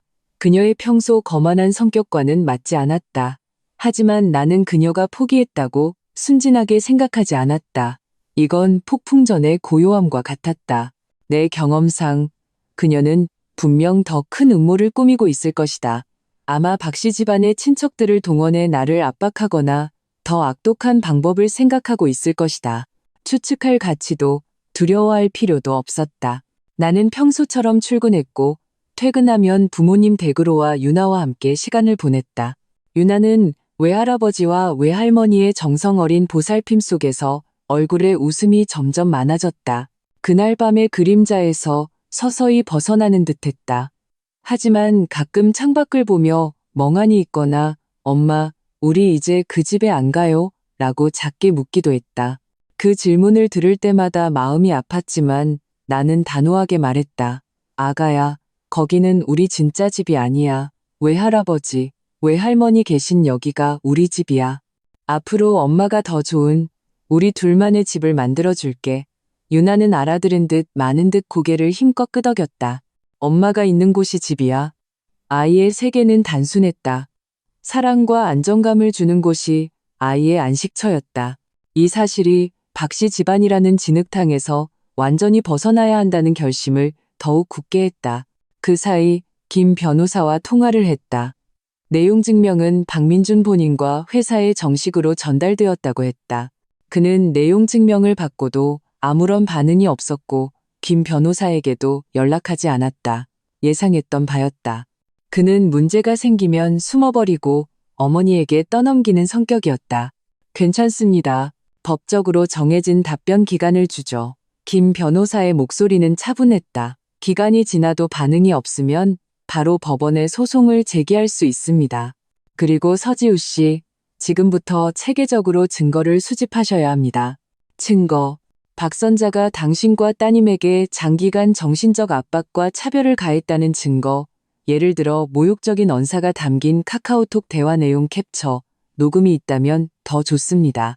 당신이 가정을 위해 더 많은 재산을 지출했다는 증거, 예를 들어 주택 구매 자금, 인테리어 비용, 고액 지출에 대한 이체 기록과 영수증, 그리고 박민준의 소득 상황 및 채무 가능성에 대한 단서, 증거가 충분할수록 법정에서 유리해집니다.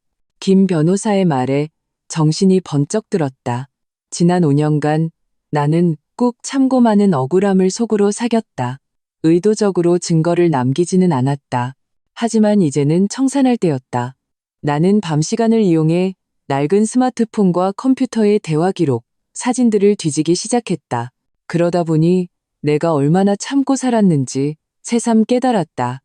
카카오톡에는 박선자가 나를 알도 못 낳는 암탉이라고 비꼬는 음성 메시지가 있었고, 손주에게 금목걸이를 사줬다고 자랑하면서 유나 생일에는 본 척도 안 한 대화 내용 캡처가 있었다. 박민준이 접대, 프로젝트 등을 핑계로 내게 돈을 요구한 이체 기록도 수두룩했다. 심지어 어떤 가족 모임에서 박선자가 유나를 밀치고 손주만 안고 있는 흐릿한 사진도 있었다.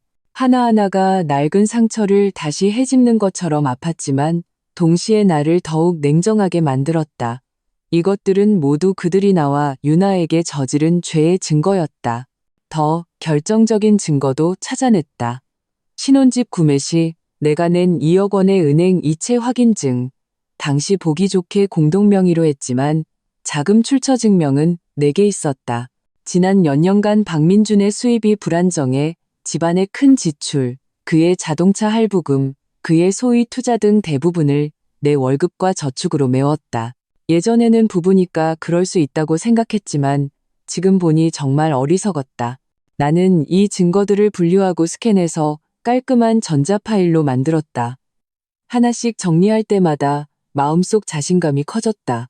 주말에 혜진이가 유나와 나를 보러 왔다. 간식과 장난감을 한가득 들고 왔다. 유나는 이모를 무척 좋아해서 혜진이에게 매달려 신나게 놀았다. 유나가 낮잠을 자는 동안 혜진이는 나를 베란다로 데려가 작게 물었다. 어때? 박씨 집안에서 또 연락 없어? 겉으로는 조용해. 근데 내용 증명 때문에 난리가 났을 거야. 나는 상황을 간단히 설명했다. 지금 증거 정리하고 있어. 진작 그랬어야지. 혜진이가 분개했다. 박선자 같은 사람은 강하게 나가야 꼼짝 못해.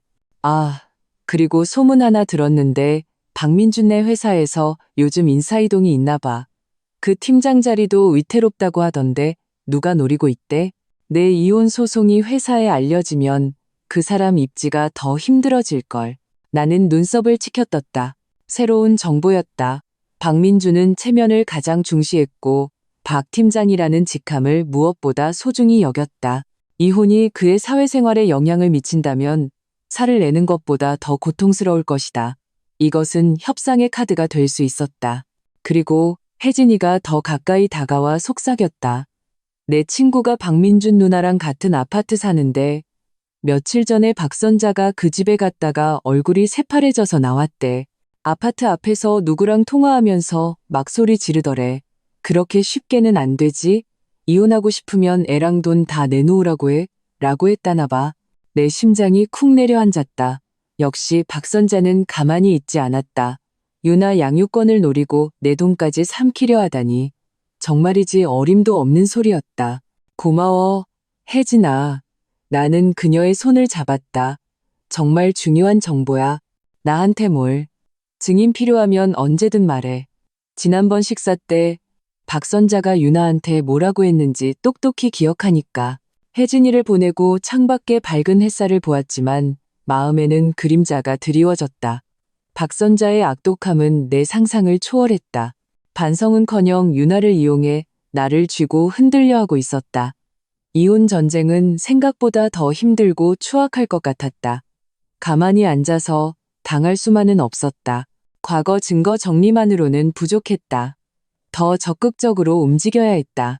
나는 스마트폰을 꺼내 오랫동안 연락하지 않았던 번호를 찾았다.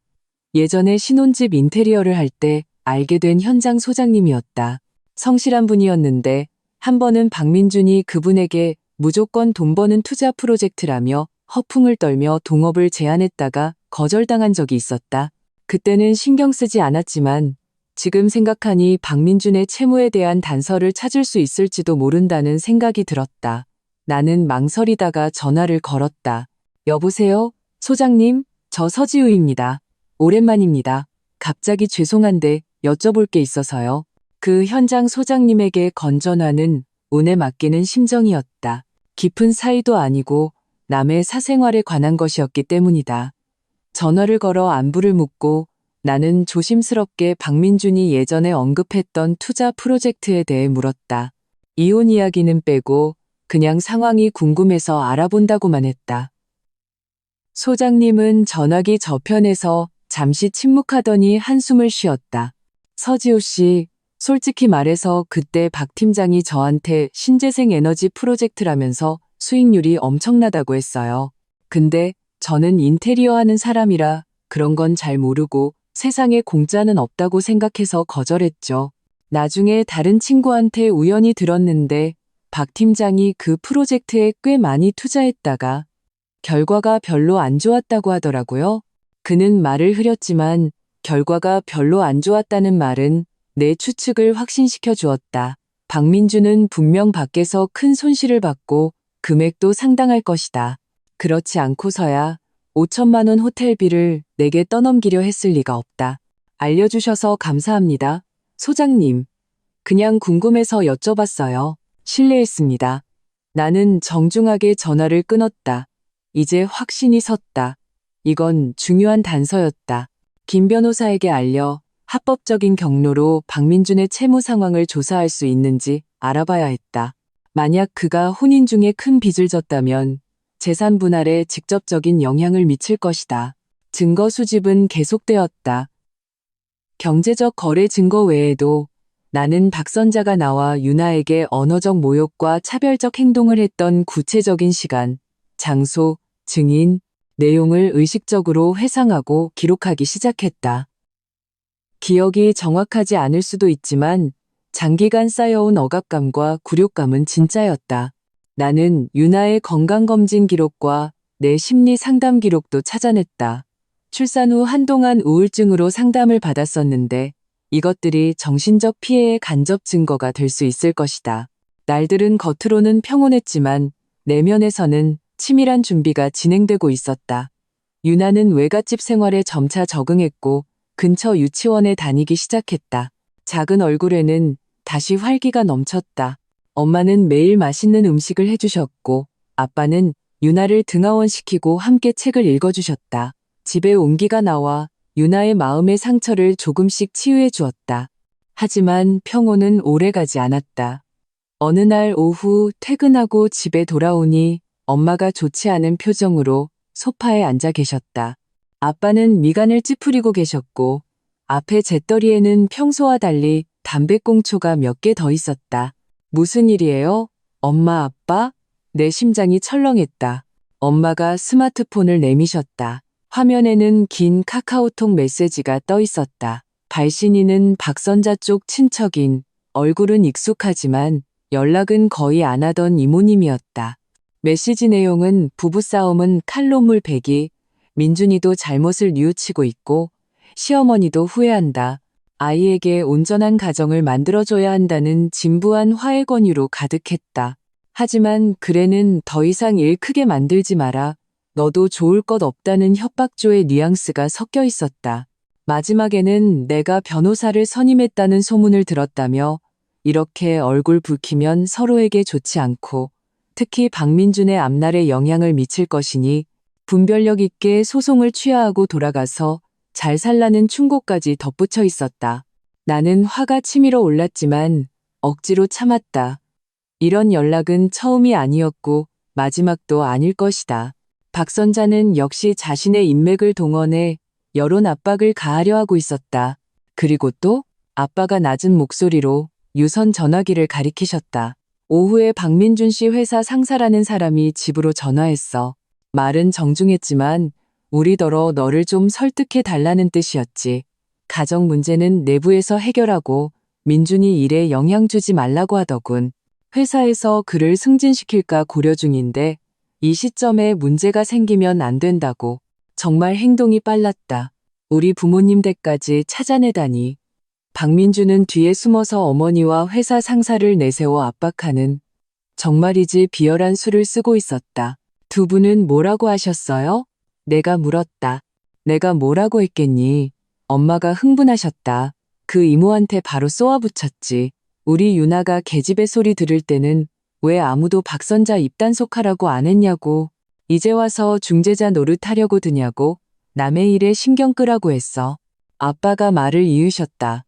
나는 그 상사라는 사람한테 이건 우리 집안일이자 내 딸의 합법적인 권리 문제라고 했어.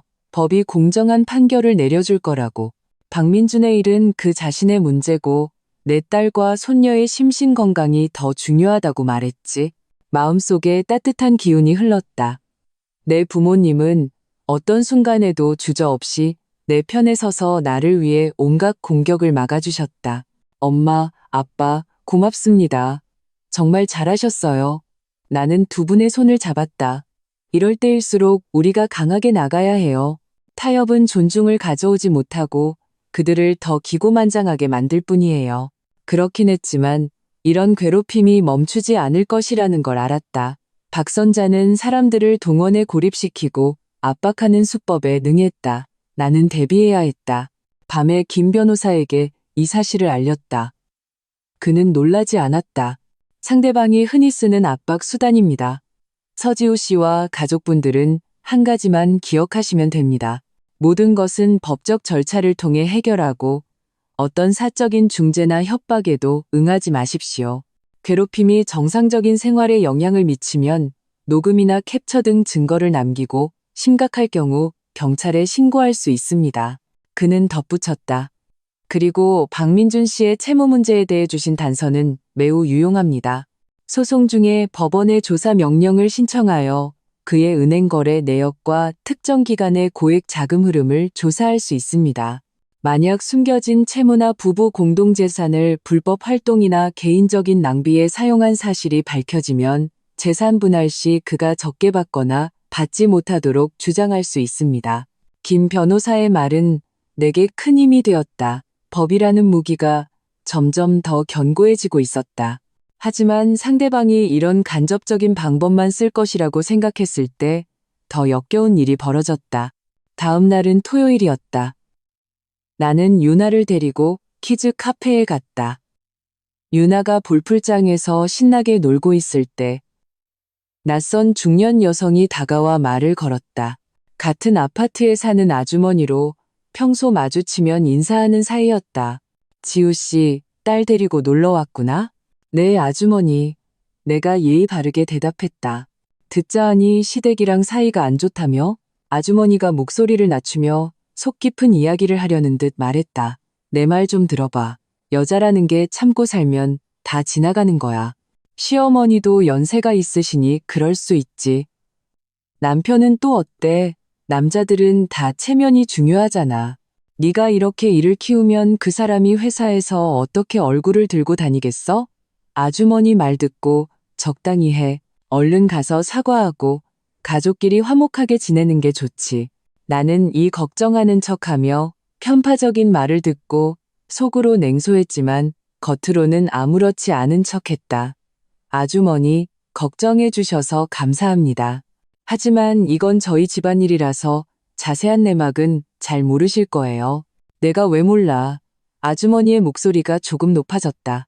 네 시어머니가 며칠 전에 나한테 울면서 하소연하던데 네가 골드바 안 줬다고 사소한 일로 이혼하겠다고 하고 손주, 아니 손녀까지 뺏으려 한다고. 너도 참.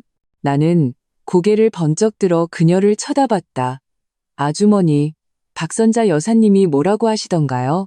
그분이 온 가족 앞에서 제 딸을 계집애라고 욕하고 차별 대우한 이야기도 하시던가요? 그분 아들이 5천만 원 계산서를 제 예단비로 내라고 협박한 이야기도요.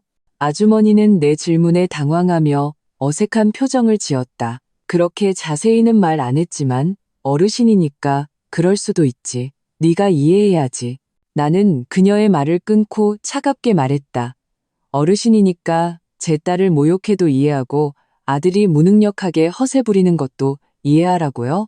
아주머니, 만약 박선자 여사님의 말을 전하러 오신 거라면 법정에서 이야기하라고 전해주십시오. 만약 아주머니 개인적인 생각이라면 죄송하지만 제 삶에 다른 사람이 이래라 저래라 할 필요는 없습니다. 말을 마치고 나는 굳어진 그녀의 얼굴을 더 이상 보지 않고 일어나 볼풀장으로 가서 신나게 웃고 있는 유나를 안아올렸다. 아가야, 우리 이제 밥 먹으러 집에 가자. 유나를 안고 키즈 카페를 떠날 때 등 뒤에서 아주머니와 다른 사람들의 탐색하는 듯한 시선이 느껴졌다. 하지만 나는 허리를 꼿꼿이 세웠다. 헛소문, 도덕적 납치, 한때 나를 괴롭혔던 것들이 이제는 실패자들의 무능한 분노에 불과해 보였다. 박선자, 당신 수법은 고작 이 정도뿐이군. 하우, 집에 돌아와 부모님께 이 일을 말씀드리자 엄마는 박선자가 음흉하다고 분노하셨고 아빠는 비교적 침착하셨다. 그 여자가 급해졌다는 증거야. 방법이 없으니 저런 저급한 수단을 쓰는 거지. 지우야, 네가 잘했다. 단호하게 대처해야 그들이 우리를 우습게 보지 않아. 나는 고개를 끄덕였다. 그렇다. 강하게 나가야 했다. 물러서는 것은 약함으로 비칠 뿐이었다. 나는 스마트폰을 꺼내 박민준의 카카오톡 창을 열었다. 차단하지는 않았지만 알림은 꺼둔 상태였다. 메시지를 보냈다. 목소리는 차분했지만 최후 통첩에 의미가 담겨 있었다. 박민준 씨, 당신이 아직 남자라면 당신 어머니 좀 단속하세요. 친척, 이웃 동원해서 나와 우리 부모님 괴롭히는 짓 그만두게 하라고요. 그리고 당신 회사 상사도 우리 집에 다시는 전화하지 말라고 전하세요. 우리 문제는 오직 법으로만 해결할 수 있습니다. 만약 당신들이 계속해서 이런 저급한 장난을 친다면 나도 더 많은 사람들에게 당신들 박씨 집안의 진짜 얼굴이 어떤지 보여줄 수밖에 없어요. 예를 들면 당신의 그 결과가 별로 안 좋았던 신재생 에너지 프로젝트 같은 거요. 박민준에게 보낸 경고 메시지는 아무런 답장 없이 묻혔다. 하지만 이 침묵은 오히려 그들이 내 신호를 받았고 당황했다는 확신을 주었다. 역시나 그 후 며칠 동안 이상한 화해 권유 전화와 메시지가 잠잠해졌다. 엄마조차 이상하게 여기셨다. 박선자가 변했나? 벌써 포기했어? 나는 냉소했다. 엄마, 변한 게 아니라 이 수법이 안 통하니까 다른 음모를 꾸미고 있는 거예요. 폭풍 전의 고요함이 가장 억압적이었다. 하지만 나는 가만히 있지 않았다. 김 변호사 쪽은 순조롭게 소송 자료를 준비했고 답변 기간이 끝나면 바로 법원에 소장을 제출할 예정이었다. 나는 심리적 방어선과 증거 자료를 강화하는 동시에 더 중요한 곳에 주의를 기울이기 시작했다. 바로 유나의 유치원이었다. 박선자 같은 사람은 무슨 짓이든 할 수 있었다. 대놓고 아이를 뺏지는 못하겠지만 유치원에 찾아와 소란을 피우거나 친척인 척 아이를 데려가려는 저급한 수단을 쓸 가능성을 배제할 수 없었다. 나는 평일 점심시간을 이용해 유나의 유치원을 찾아갔다. 담임인 이 선생님은 온화하고 책임감 있는 젊은 분이었다. 선생님, 잠시 드릴 말씀이 있어서요. 중요한 일이라 원해도 공식적으로 알려야 할 것 같아서요. 나는 단도직입적으로 진지하게 말했다. 이 선생님은 나를 사무실로 안내하고 물 한 잔을 주었다. 나는 상황을 간결하게 설명했다. 선생님, 제가 지금 이혼 소송 중인데 남편 및 시댁과 관계가 매우 안 좋습니다. 시어머니가 감정적으로 극단적인 분이라 무슨 일을 저지를지 몰라 걱정입니다. 유치원에 와서 유나를 괴롭히거나 제 동의 없이 아이를 데려가려고 할까 봐요. 이 선생님의 얼굴이 즉시 심각해졌다. 알겠습니다, 어머님. 걱정 마세요. 저희 유치원은 안전 규정이 엄격합니다. 어머님과 등록된 보호자 외에는 반드시 어머님의 전화 확인이나 사전 서면 동의 없이는 누구도 아이를 데려갈 수 없습니다. 감사합니다, 선생님. 나는 안도의 한숨을 쉬었지만 덧붙였다. 만약을 위해 서면으로도 명확히 해두고 싶습니다. 저와 제 부모님 외에는 다른 어떤 사람, 특히 박민준 씨와 그의 어머니 박선자 여사가 유나에게 접근하거나 데려가는 것을 금지해 주십시오. 만약 그들이 찾아오면 어떤 이유를 대든 즉시 거절하고 저와 제 부모님에게 알려주십시오. 필요하다면 바로 경찰에 신고해 주셔도 됩니다. 나는 미리 준비한 상황 설명서와 위임장을 꺼냈다. 거기에는 관련 인물의 이름과 주민등록번호, 그리고 내 명확한 요구사항이 적혀 있었다. 마지막으로 내 이름과 날짜를 서명했다. 이 선생님은 서류를 꼼꼼히 읽고 고개를 끄덕였다. 알겠습니다, 어머님. 이 서류는 즉시 원장님과 보안 담당자, 모든 관련 교사에게 전달하겠습니다. 유나의 안전을 위해 특별히 신경 쓰겠습니다. 선생님의 책임감 있는 태도에 마음이 한결 놓였다.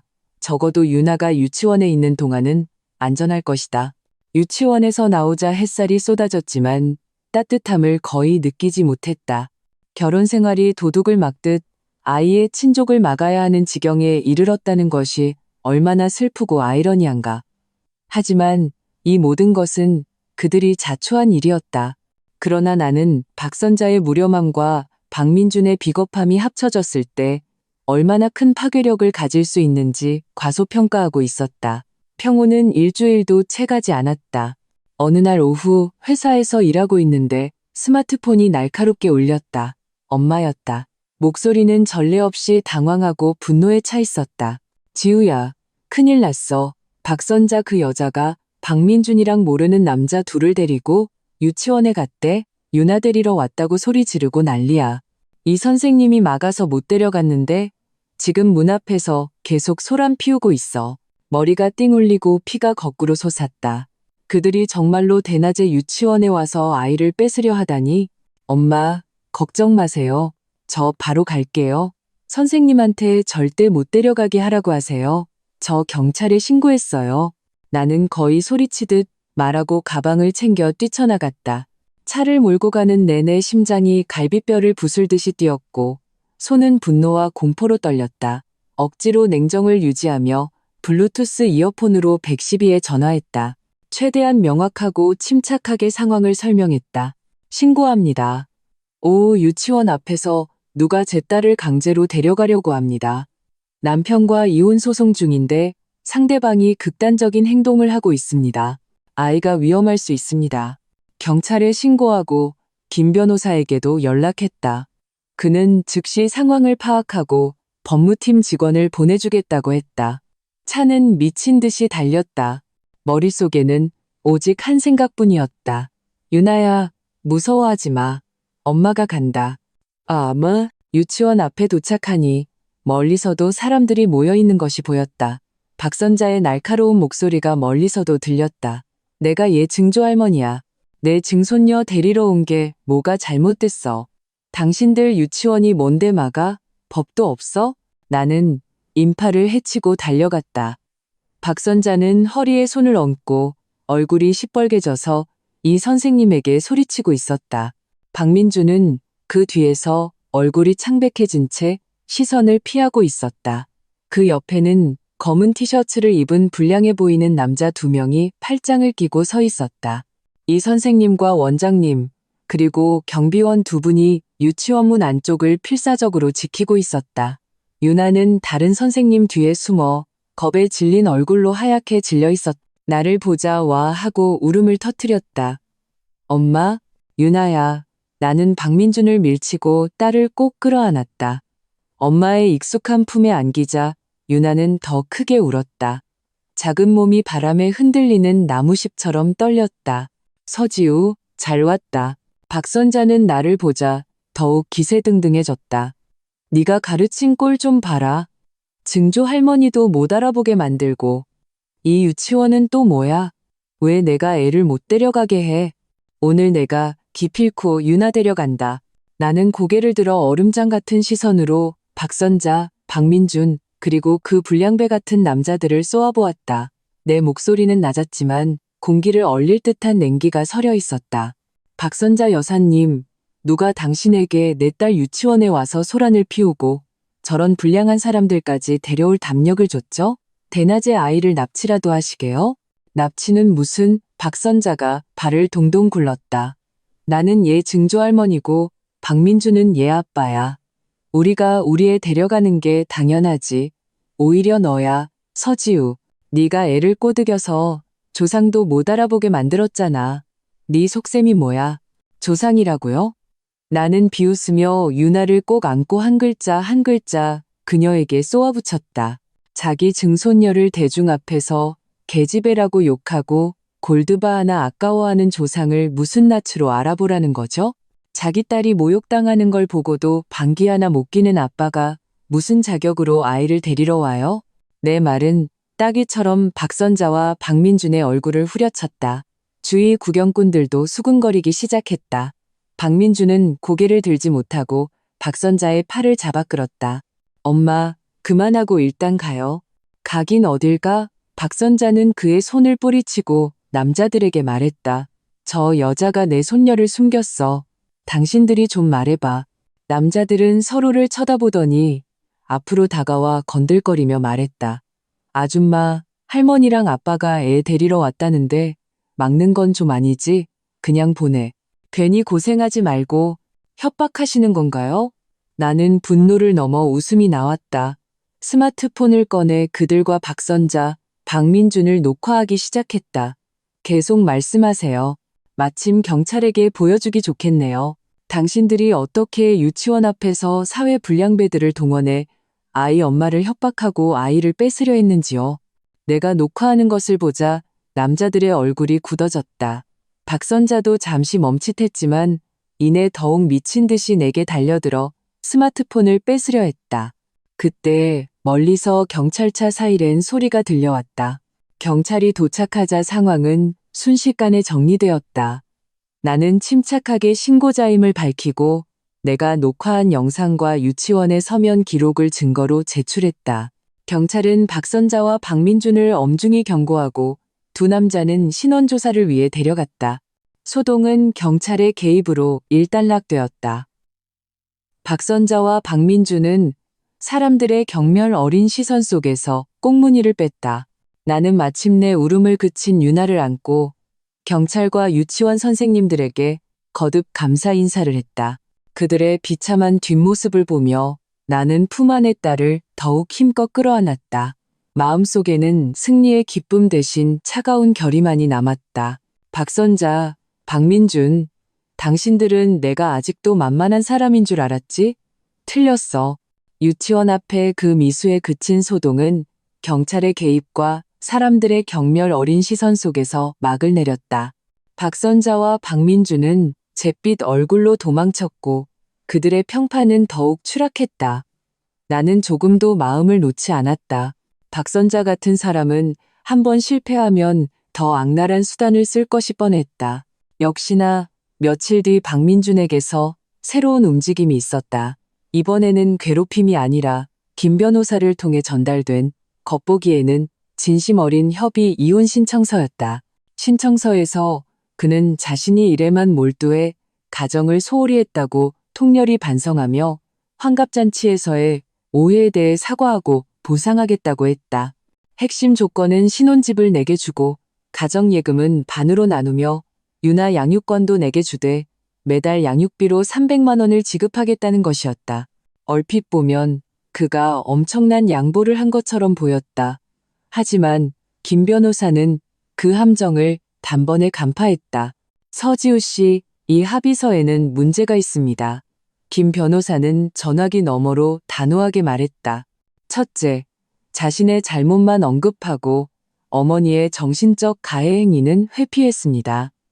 둘째, 양육비 300만 원은 그의 소득 수준과 생활 수준에 비해 턱없이 낮습니다.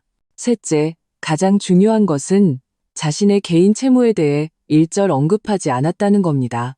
만약 그가 혼인 중에 알리지 않은 거액의 빚이 있다면 집이 당신 명의가 되더라도 채권자가 그 집의 박민준 지분에 대해 강제 집행을 신청할 수 있습니다. 엄청난 위험과 손실을 떠안게 될 수 있습니다. 나는 등골이 서늘해졌다. 그들은 이 순간까지도 장꾀를 부리고 있었다. 그럼 변호사님, 절대 서명하면 안 되겠네요. 그렇습니다.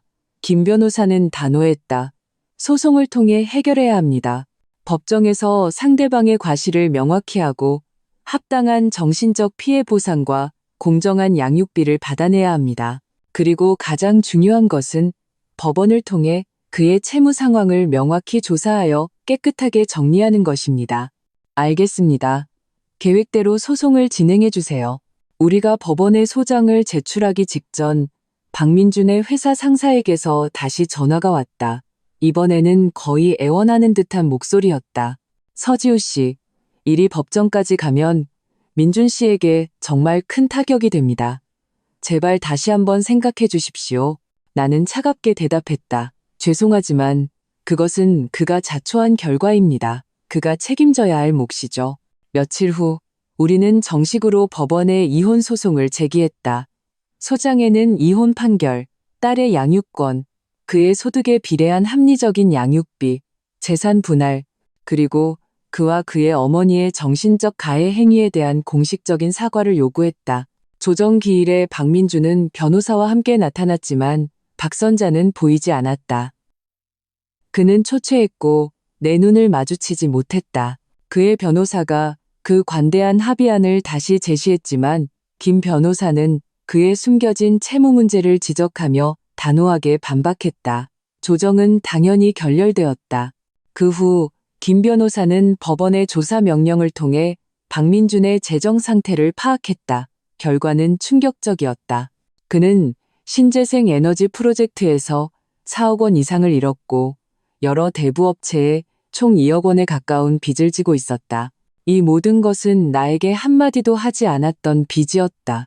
이 증거들은 법정에서 그를 무너뜨릴 결정적인 무기가 될 것이었다. 마침내 재판날이 되었다. 법정에서 김 변호사는 논리정연하게 증거를 제시했다. 재산기여 증명부터 박선자의 모욕적인 언행에 대한 증인 혜진이가 증인으로 나섰다의 증언, 그리고 박민준이 숨긴 거액의 채무 기록까지 모든 것이 명백했다. 박민준 측은 속수무책이었다. 재판은 오전 내내 계속되었고 사실관계가 명확하여 판사는 당일 선고를 내렸다. 원고와 피고의 혼인 관계는 파탄에 이르렀음을 인정하여 이혼을 허가한다. 자녀의 양육권은 원고 서지우에게 있으며 피고 박민주는 판결 확정일로부터 딸이 성년이 될 때까지 매월 양육비 250만 원을 지급한다. 부부 공동재산인 아파트는 원고 서지우의 소유로 하며 남은 대출금은 원고가 책임진다. 피고 박민준이 혼인 중 부담한 6억 원의 채무는 개인 채무로 피고가 전적으로 책임진다. 원고가 주장한 정신적 피해에 대하여 피고의 어머니의 부적절한 언행이 원고와 자녀에게 정신적 고통을 준 점을 감안하여 피고 박민준은 원고에게 위자료 2천만 원을 지급한다. 전날 법봉이 울리며 모든 것이 결정되었다. 우리는 거의 완벽한 승리를 거두었다. 양육권, 집, 그리고 명확한 채무 분리. 심지어 상징적인 의미의 위자료까지. 판결이 내려지자 박선자는 벌떡 일어섰지만 이내 힘이 빠진 듯 주저앉았다. 박민주는 두 손으로 얼굴을 감싸고 어깨를 들썩였다. 나는 더 이상 그들을 보지 않았다. 두꺼운 판결문을 들고 법정을 나왔다. 밖의 햇살이 눈부셨다. 혜진이와 부모님이 유나를 데리고 기다리고 있었다. 유나가 나를 보고 달려와 품에 안겼다. 엄마, 우리가 이겼어요? 나는 몸을 숙여 아이를 꼭 안았다. 마침내 참았던 눈물이 흘러내렸다. 기쁨과 해방의 눈물이었다. 응, 아가야, 우리가 이겼어. 이제 엄마랑 외할아버지, 외할머니랑 함께야. 다시는 아무도 우리를 괴롭히지 못할 거야.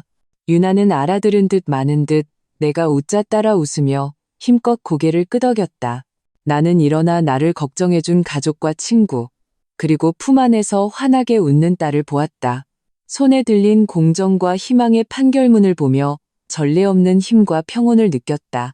굴욕과 고통으로 가득했던 결혼 생활은 끝났다. 그것은 나와 유나에게 상처를 주었지만 우리를 더욱 강하게 만들었다. 앞으로 또 다른 도전이 있을지 모르지만 나는 알고 있었다.